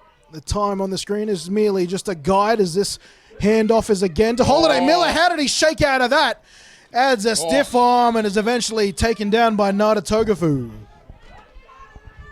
Great pursuit there by Nada. Shows his experience there. Wasn't fooled with the stop and start and the shimmy by Darius. Good angles, good lines, and good sideline tackle after a great run by Darius. Speaking about Nada Togafu there, I love the personalities you find in Gridiron Queensland and like halftime quirks, pre-game quirks. As we were just having a quick chat at halftime, we found Nada Togafu at the back of the shed just having a quick nap. Yeah, just a quick minute to himself. Reeves for his first pass attempt of the day, and it would have been completed to Lockie Amore, except for the copious amount of electronic whistles that called that play dead. We're not sure if that must have been a false start somewhere. It's usually why they blow that dead. One would assume. Yep, there we go. False start. On the offense, couldn't make out the number. A legal formation, I think you said. Legal formation. Oh, I thought I'm I saw not sure that's the symbol for it, but hey, first game of the year. It is what it is. In any case, let's delve deeper into this coaching staff for the Gold Coast Stingrays, because another one of them is a young man who I'm a big fan of there, and moving up to offensive coordinator there. Conor Brewer. Conor Brewer, who's climbed the ranks through the junior division, through the Colts division, took over the junior division himself, I believe, last year. That's correct. And successfully got into the Sun Bowl championship coaching list. And now he's given his opportunity to coach at the men's level. So it's been a wonderful journey up the coaching ladder for young Conor Brewster. Or Brewer. Brewster. It is Brewster, right? Apologies, Conor. Yeah, I think you're right there. Sorry, I think I got it wrong. But yeah, I've had the pleasure of coaching alongside with Conor for a couple of years now. Very, very bright young football mind, and we're going to hear his name a lot, and he's going to continue to rise through the ranks through Gridiron Australia for the years to come. Yeah, very, very sharp offensive mind, and it's good to see him get the opportunity as the OC this year. Coached all the way around there. We're trying to fix the clock there. Our clock is not accurate, I'll give you that, but we're trying to give you some sort of guidance of where we are in the quarter. I'll do that just vocally as well as our director Sam, and also camera operator Sam gets back to filming the game. Reeves for his now official first pass attempt wants to go long and is saved for throwing his first intercept as a Raven by Warwick Russell, his old teammate Jamal Sinapati, almost picking that pass off deep. Yeah, great coverage there by Jamal. Kept good body position. Got a little bit turned around, got a bit lost, but threw his hand out at the end there to knock it away. So great coverage. What would have been probably another Ravens touchdown, but great ball there by Reeves. And he came to silent for a bit of guidance from his, I would have to assume, quarterback coach and Jaron Stegman, who was giving him a few pointers after that 50-50 ball. We'll call it that. 2nd down and 10 here, Birdtown. Ball at their own 40. It'll be another handoff to Holiday Miller, who dances his way through the middle hashes before being touched. Gets about, I would argue, 9 yards before a defender got a hand onto him, and that looks to be, well and truly, a Ravens first down. Well, you got to love Darius's ball carrier vision and his patience as well to allow his blocks to occur, to read the play. But obviously, when you're getting 9 yards downfield before you're getting touched, that's a massive shout out to your O-line too. They're doing a great job up front there, as I've talked about before. Very, very experienced squad. A lot of Sun Devil members there, and including Matt Ole, who's played over in Germany and GFL too. So yeah, look, having a great night down there. As we go to 1st down and 10 following that Holiday Miller run. Ball is at the Stingrays 35. Ooh. Holiday Miller called upon again and producing similar results. It looks like he was just short of the first down there. About a 9-yard run there for Holiday Miller. Another good run. A little bobble there at the start of the play, which could be dangerous. But again, offensive line did a good job of keeping him clean and got a great run there. Have a look there. Oops. Yep. Bobble. Breaks it tackle. Another 9-yard gain. Great start of the season for Darius Holiday Miller. Just going to adjust this so we have a little more room for error when replaying. And we'll get to that in a second. 2nd down and short. An opportunity to throw to the end zone here if he wants it, but it'll be a quick pop pass to Lockie Amore, and Amore will get the first down. It'll be run out of bounds by Jamal Sinapati. Nice play design, that one. I think we've seen that one a bit in college and even in the NFL this year, but nice little pop pass there to Amore. who then, got round the corner and then great coverage and solid sideline tackle or bump out there by Jamal. I'm going to give us an extra 2 seconds of replay time there, Bolts. Excellent. And a couple of big former personalities of Gridiron Queensland tuning in there. Quarterback Tommy Corwin and Frankie Passamani getting in on the action via the stream here in week 1. 45-0 the score is here on the earlier part of the third quarter. Reeves, QB2, looking for the snap, almost getting players offside. Holiday Miller, look at him though, dancing his way through defenders, almost mesmerizing the back four. He gets them inside attacking territory. Finishing the run with some authority too. Didn't have a lot of room, so hey, okay, if we can't go around them, we're going through them. But yeah, good run. May have been a little jump there that I thought was a false start. Anyway, probably a line ball call, but great finish of that run by Holiday Miller. Australian and Queensland women's player Brittany Todd tuning in from, if memory serves, the Northern Territory. Yeah, I think that's where she's working nowadays. There we go, just confirmed. Shout out to you, Brett. And I think that's the end of the quarter. that is, what a very quick quarter that was here. I was suggesting it was the third quarter. Look, I will change this to quarter 4. No promises on how the time's going to go down. Now, I do believe, now it could be incorrect because it's been a while, but I think now fourth quarter and the lead is greater than 35. I believe the mercy rule's in play now, which means running clock other than if there is a timeout or for the 2-minute warning. So I reckon we're going to find that this quarter's going to run very, very quickly. So let's see what the see how many opportunities the Stingrays get here to put some points on the board, and likewise how the Ravens finish this one out. Get you to keep vamping there, Bolts, as I try to avoid sending a nuke to Cuba. Fantastic start to the year with technology here. So Ravens now, I'm just waiting for the down markers to reset. I think it's first and goal now on about the 6. So we'll start seeing some rotations here, I reckon, from the Ravens in terms of some of their younger players who will start getting some play time. And probably similar for the Stingrays too, although they've got a very young team that we've already discussed. I think you'll find that you'll see some of those guys starting to get some rotation time as well. So we're going to have the clock counting up here in the fourth quarter. And as my call partner suggested, we were moving to running clock here, given the deficit is greater than 35 points. QB2, Liam Reeves wants to get in on some shares on the Warwick Russell market. Can't quite acquire that, but he does possibly get a pass interference here. Flags were down. I think it's encouraging for the Ravens to see what we've seen just so far, just in the small taste we've seen of Liam Reeves, throwing some really good balls out there. Here's another long-time Raven coming back to Birdtown, I should say, after a year for the Logan City Bears, where he started a quarterback for much of that season. Said he learned a lot and decided to come back home and get some tutelage under Jared Stegman. So you can't really blame him, can you, when you've got the one of the Australian quarterbacks, past Australian starting quarterbacks, who's played over in Japan and I think Germany as well. Yes, Yeah, Japan, Germany, Sweden, the Uppsala as well. 86ers, Yeah. if memory serves correctly.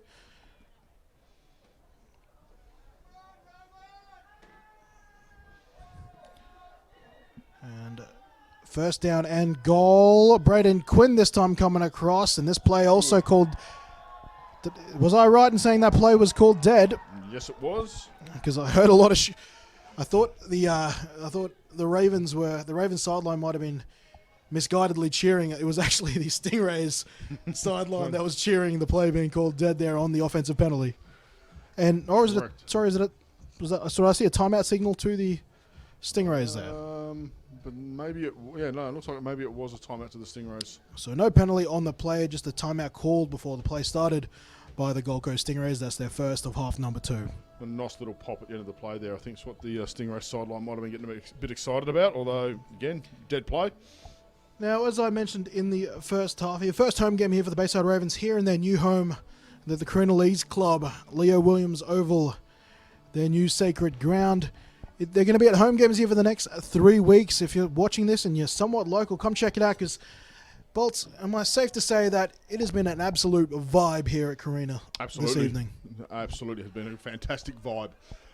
Great setup they've got here, great facilities, and yeah, credit to the Ravens for putting on a show. You know, music pumping, they got ground announcers going. I'm sure they got plenty of more stuff going. Plenty of social stuff happening as well. Keep an eye on the Bayside Ravens social page. And I'm sure the Stingrays as well. What a flip pass. A shovel to Darius Holiday-Miller. A bit of sleight of hand by tonight's number 29, Liam Reeves, who technically, well, that's technically his first touchdown pass of 2021. Correct. Great play design, that one. Good patience there from Liam. Sells that he's looking for the deep ball. Look at this. Look, shovel. And Darius just walks in. And a nice circle button there by Darius Holiday-Miller. So, Holiday-Miller adds his... Second or third? I think it's his second. He had one called back. No, I think you're right there. So, in sort of a weirdly quiet night for Holiday-Miller, the love's been shared amongst all the skill positions. As Quimby has taken over kicking duties and has not added a blemish to the kicking record so far. A field goal and a PAT to his name now. That was very, very close to being blocked. There's a great rush off the edge there, and a good diving effort to try and block the kick. Wasn't successful, but hey, it looks good. 52-0. The score for the Bayside Ravens. I get this very nervous feeling when I change the score and you look over my shoulder. You are the mathematician between us, Adam Bolton, as I try to use all my fingers and toes to add 7 to a scoreline. This is the point where I need the Excel spreadsheet, mate. It's starting to get a bit too many big numbers for me. 15-0. This quarter will be running by. We're probably closer to the end than most people feel, especially if you're trying to measure all the quarters equally. Running clock here this evening as the Ravens have come out to a very big lead here through the first half, and well, they've been slowed down to the Stingrays' credit here in half number 2. I think this is going to be Gab Salvo again back to return. No, it is Major, and that is a good open field tackle by, is that the 37? I thought it was 32 for a second. As 37 is Jordan Warburton getting a special teams tackle on the stat sheet. That's some great coverage there. That's what you want to see on your special teams players. That's where guys make their name and learn about the game and earn their playing time elsewhere. So, hey, he'll get big props from the sideline for that one. So what do we got here? First down for the Stingrays on about the 16 by the looks of it. That they do. First down and 10 from the Stingrays. 16, Kari remains in the game. Few players rotated in now for this Ravens defense. Much of the same starters for the Stingrays as they meet a whole lot of resistance from Birdtown on that first down run. And that can, this late in the game, so you can see these things where you have the younger players rotating in who are very fresh if they've been on the sideline most of the game, and you've got the experienced heads of the Rays that are out there, but they've been out there all day. So they're getting very, very tired. So it's almost like then you're facing the second wind and second rush. So, yes. Second down and 11. Jumping onto the field there now is the 15 and Cameron Ewington. Far side wide receiver for the Gold Coast Stingrays. And throwing deep now with an open man. Oh. It was that man, number 11, Matthew Major, went up and competed but couldn't quite bring it down. Ben Stokes and company there on the coverage. Landed very heavily there, but like the play call there. And you can't question the heart in the attempt there by Major. Look at that. It gets good release off the line, just has to wait a little bit for it.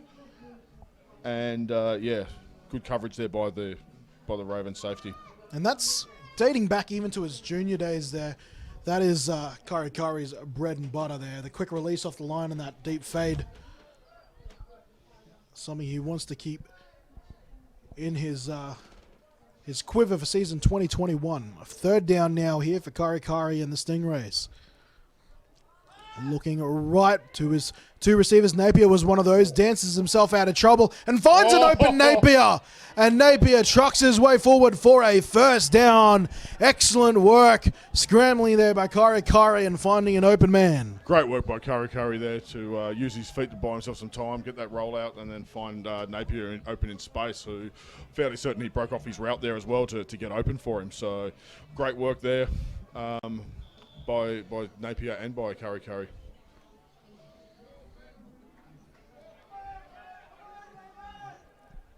First down now for the Stingrays. Can they find a way to get on the board here in the dying minutes of the fourth quarter? First down and 10, ball on their own 35. They'll hand this off. And Napier couldn't find a block. And I think that was Salvo again, perhaps, getting taken down behind the line of scrimmage. I think that's something to try that again. It looks like that's something that will take away from the game for the Stingrays when they look at film review is certainly the release of the O-line off the ball in the run game. They've really struggled today to find any consistency there, which makes it very, very difficult then to move the ball because you become very, very one-dimensional, particularly in second and third down. And I'm trying to make out the Stingray down there. I think it was, sorry, it was ball carrying. It wasn't Salvo. It was number 35. It was Adam Hennessy, who's now being walked from the field there. And that tackle at the end of that seemed to have shaken him up a little bit. He's getting tended to now, and play will resume very shortly. It looks like it might have been a shoulder issue on the back end of that.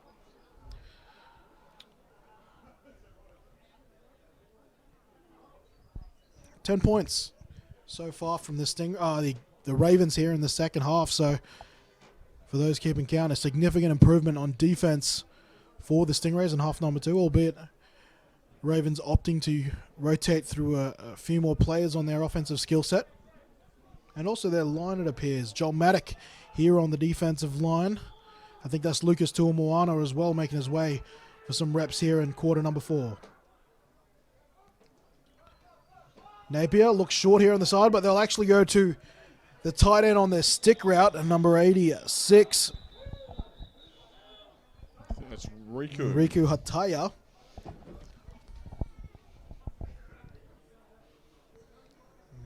What was a handy release valve? The finish, if I remember Finish, correctly. yes, The finisher wide receiver. He works, and let me delve deep into my memory banks here, is in the medical community. He's a nurse or a doctor of some sort? Emergency department nurse. Yeah. So works long hours and, but every year, the same thing, family commitments, work commitments, etc. I'm retiring, I'm done. And then this time of year rolls around and you can guarantee to see him back at practice when he can get there. So, second down and a long. That was a nice completion, though. I think, was there a penalty on that play that we missed? Yeah, I think so. To apologise for that. Seems it was on the Stingrays. Which is unfortunate. They might have been finding a little bit of action there following the Napier catch, which kind of got them some momentum. 52 points to 0 is the scoreline here in the fourth quarter in favour of the home side, the Bayside Ravens. 4 down linemen for the Ravens showing blitz. Kari has Salvo in the backfield with him. He'll protect, and he was looking for Riku Ataya again. Second time in a row. Couldn't find him, pass sailing above his head. Yeah, had to get rid of the ball very, very quickly there. That was under significant pressure from the Ravens' defensive pass rush. So had to force that ball a little bit sooner than he probably would have liked. Just saw it float sort of between receivers there. I think referee Harley Johnston tuning in from North Queensland. So earlier we had Mark Louis tuning in, so the officials also big fans of football. I think a lot of people forget that sometimes. Third down and very, very long here for the Gold Coast Stingrays. There's tight end to the right. Verticals, no. It'll be a flood concept. Kari wants the deeper man, which is Napier. He'll get him a fair chunk of yardage here. And at this point, you'd think they're probably going to try to line up and go for it in fourth down. A nice completion there from Kari to Napier. Yeah, absolutely. I think you go for it here, and well, obviously there's nothing to lose, but also at this point in the game, hey, it's good live practice in terms of your fourth down packages and stuff like that. Well, scrub out logic. It looks like the punt team's coming on. All right, yep, scrap that. What do we know? Sometimes, audience, you are just as much in the driver's seat as much as we are. Timeout here for Birdtown, as they will probably take it to get a big platoon swap. They were looking to send their defense out, saw a punt team moving out, and needed time to respond in kind. And I'll tell you what, if the Stingrays did that on purpose, that's pretty genius.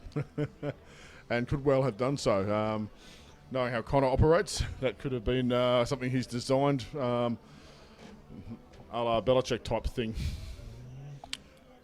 Yeah, Conor Brewster is joined me on Gridiron Queensland calls time to time, particularly for some of the other Colts games he hasn't been participating in, when he has not been serving his club valiantly. He has been a big stalwart to the Gold Coast Stingrays football program for a number of years now, player, coach, and volunteer.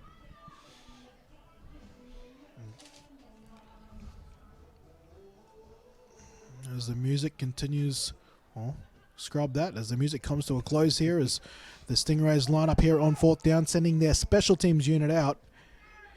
It is, after all that, James Hobby, the punter, sent out to do his thing.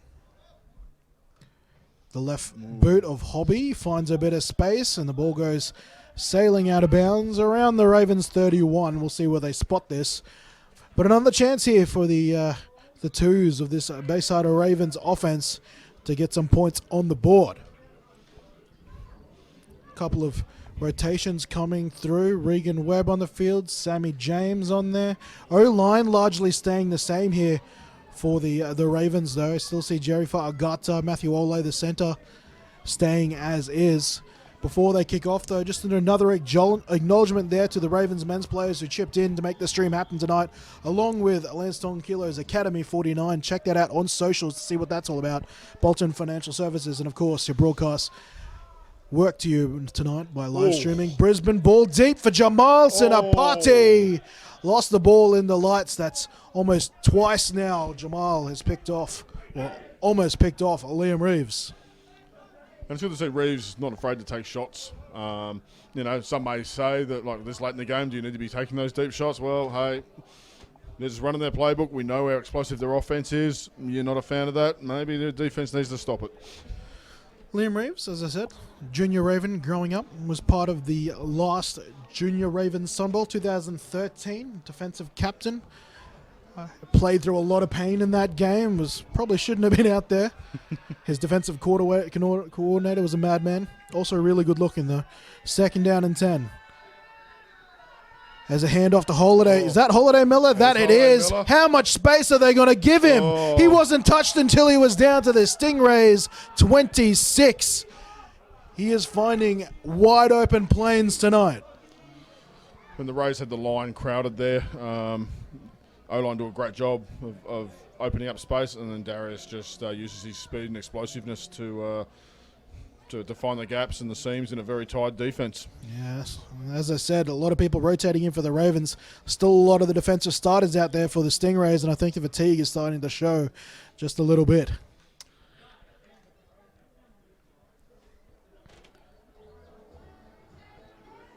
Another player rotating in. That's the 34 for the Ravens. Not on my team list, as this pass almost athletically intercepted by the, I think that was, 23 I spotted, but not on my spotting sheet. Might have been Eduardo Serrato on the 25, or it was the 28. It looks like there was a miscommunication there between the quarterback and the receiver, as there was an outward throw. Ball was thrown out to the sideline and the receiver broke in. So I think either there was a misread on the defense or a miscommunication at the line.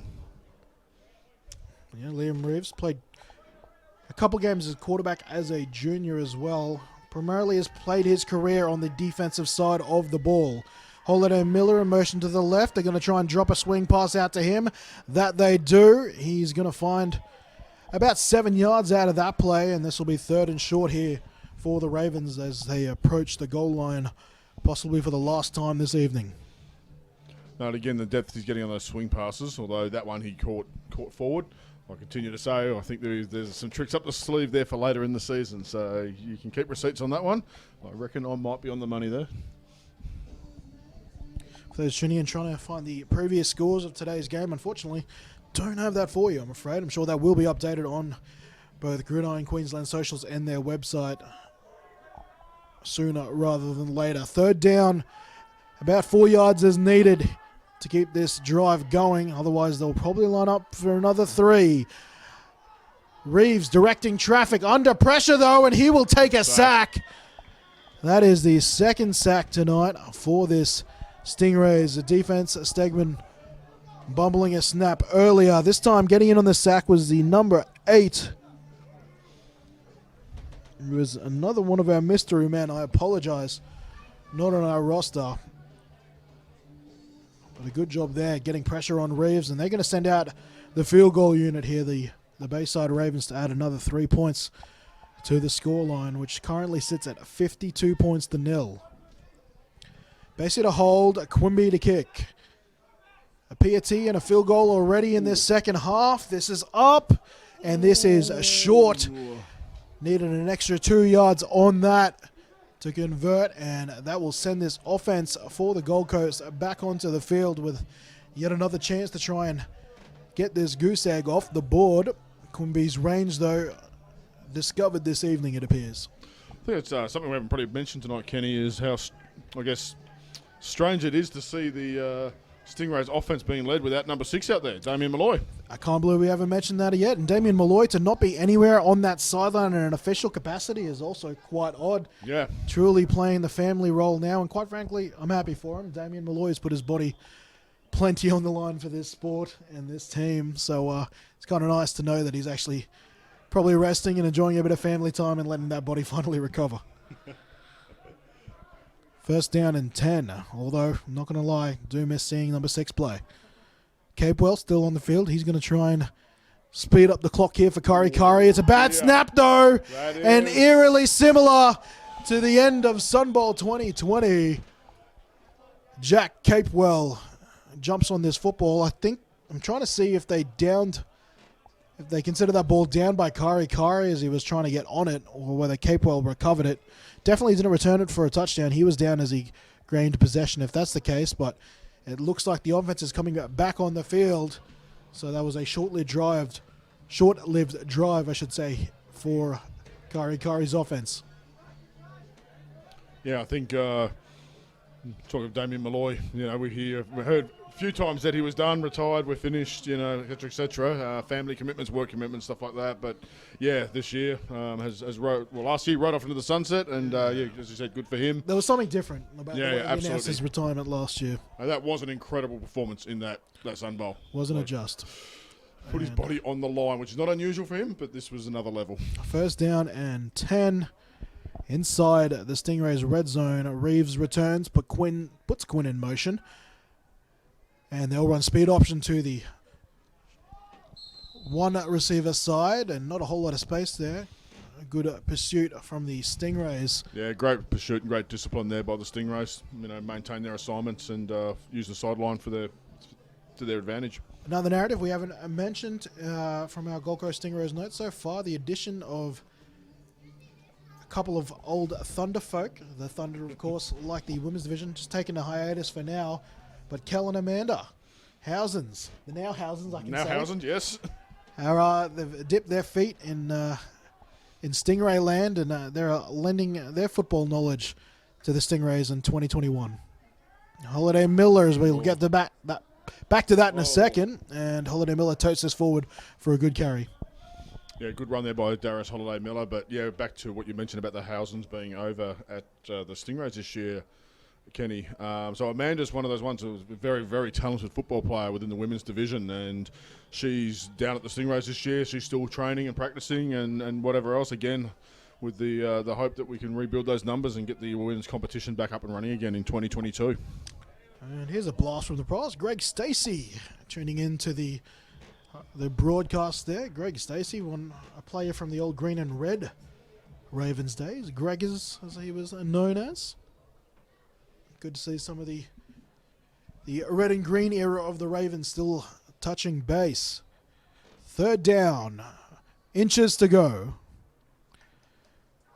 Reeves calls for it and will send his running back forward. Holiday Miller diving for the line. I haven't seen a signal. Yeah. Touchdown signaled for Darius Holiday Miller. That's number 3 for him, and you got to think they might consider bringing in a backup for him at some point. Job well and truly done for him. I see a couple of the starters, their kits off here for Birds Down. Ben Stokes has got his jersey off. A few other guys there well and truly retired for the evening. I think, yeah, Holiday Miller looks like he's hobbling a little bit, so you would probably think that might be the last we see of him tonight. But that was a great effort by him to stretch out and get into the corner of the end zone there. It's been an outstanding game by him, and yeah, 3 touchdowns now.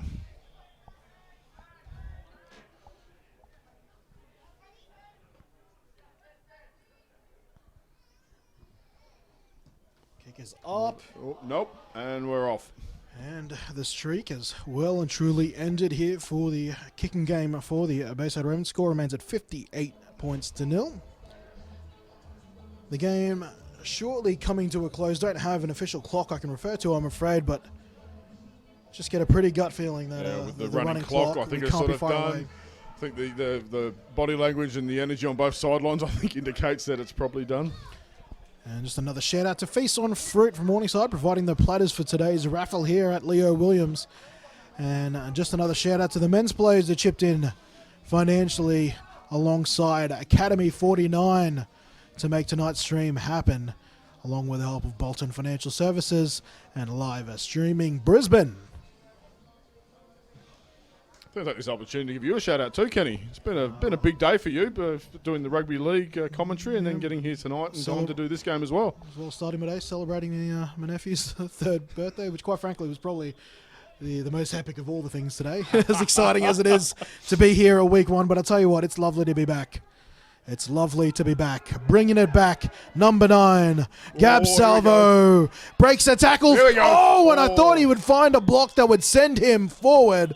Does a magnificent job of getting this ball back to the Stingrays 35. There we go. There's a little bit of highlight film stuff for them to go back to, and build some confidence going into next week, and I guess take what victories you can from this and build from it. As I said, very very young Stingrays team, so they'll learn a lot from this, and as the season goes on, you will see them improve significantly. And stay tuned for the end of the game where we'll be announcing the selected live stream player of the game, who I'm led to believe has a wonderful 6-pack of apple juice waiting for them.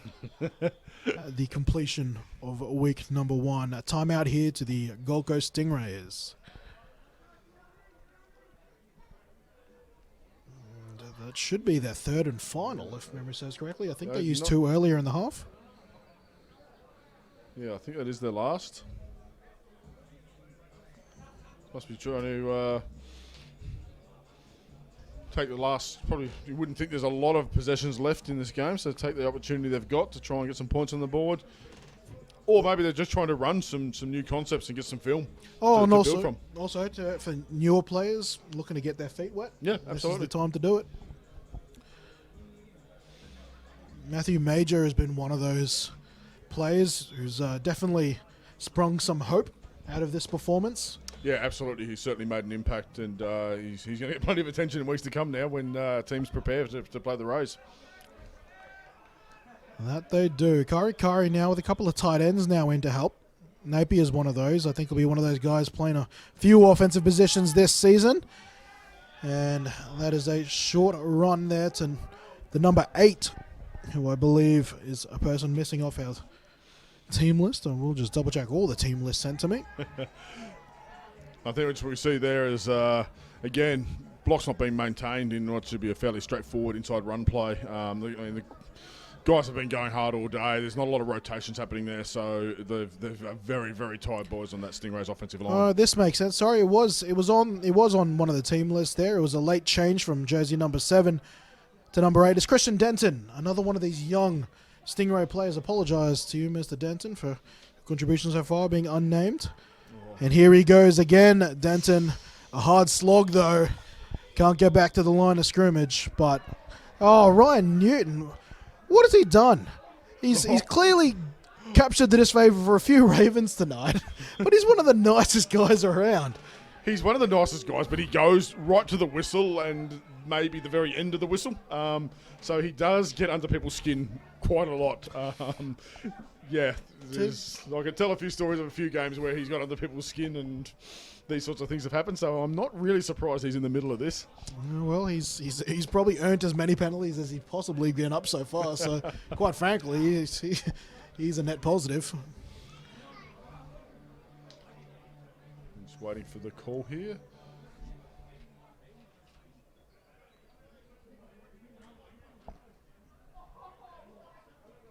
USC against Joel Maddock on sportsmanlike conduct, so Newton's done it again. Yep, he said he goes right to the edge of that whistle and does it every single play, which frustrates people because also he is a bit shorter and whatever else. So some of the bigger guys do get frustrated, and hey, get some sore ribs. Yeah, hey, it's a skill set. Yeah, absolutely. It's a skill set. First down and 10.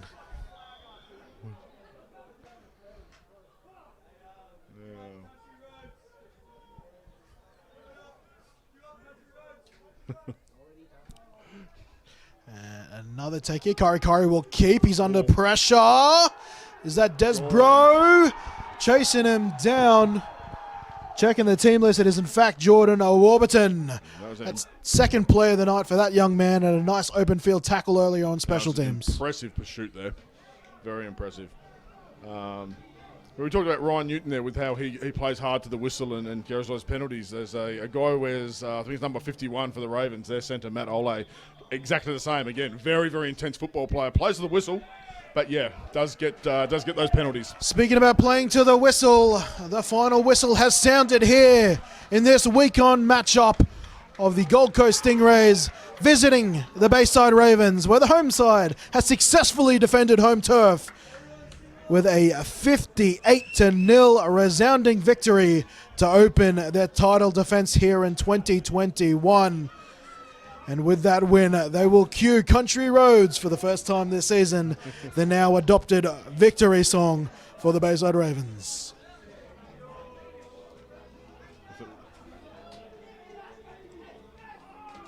You can see on the screen there, the Bayside Ravens, victorious side, near side to your sideline for the Gold Coast Stingrays. Obviously a lot to learn week one.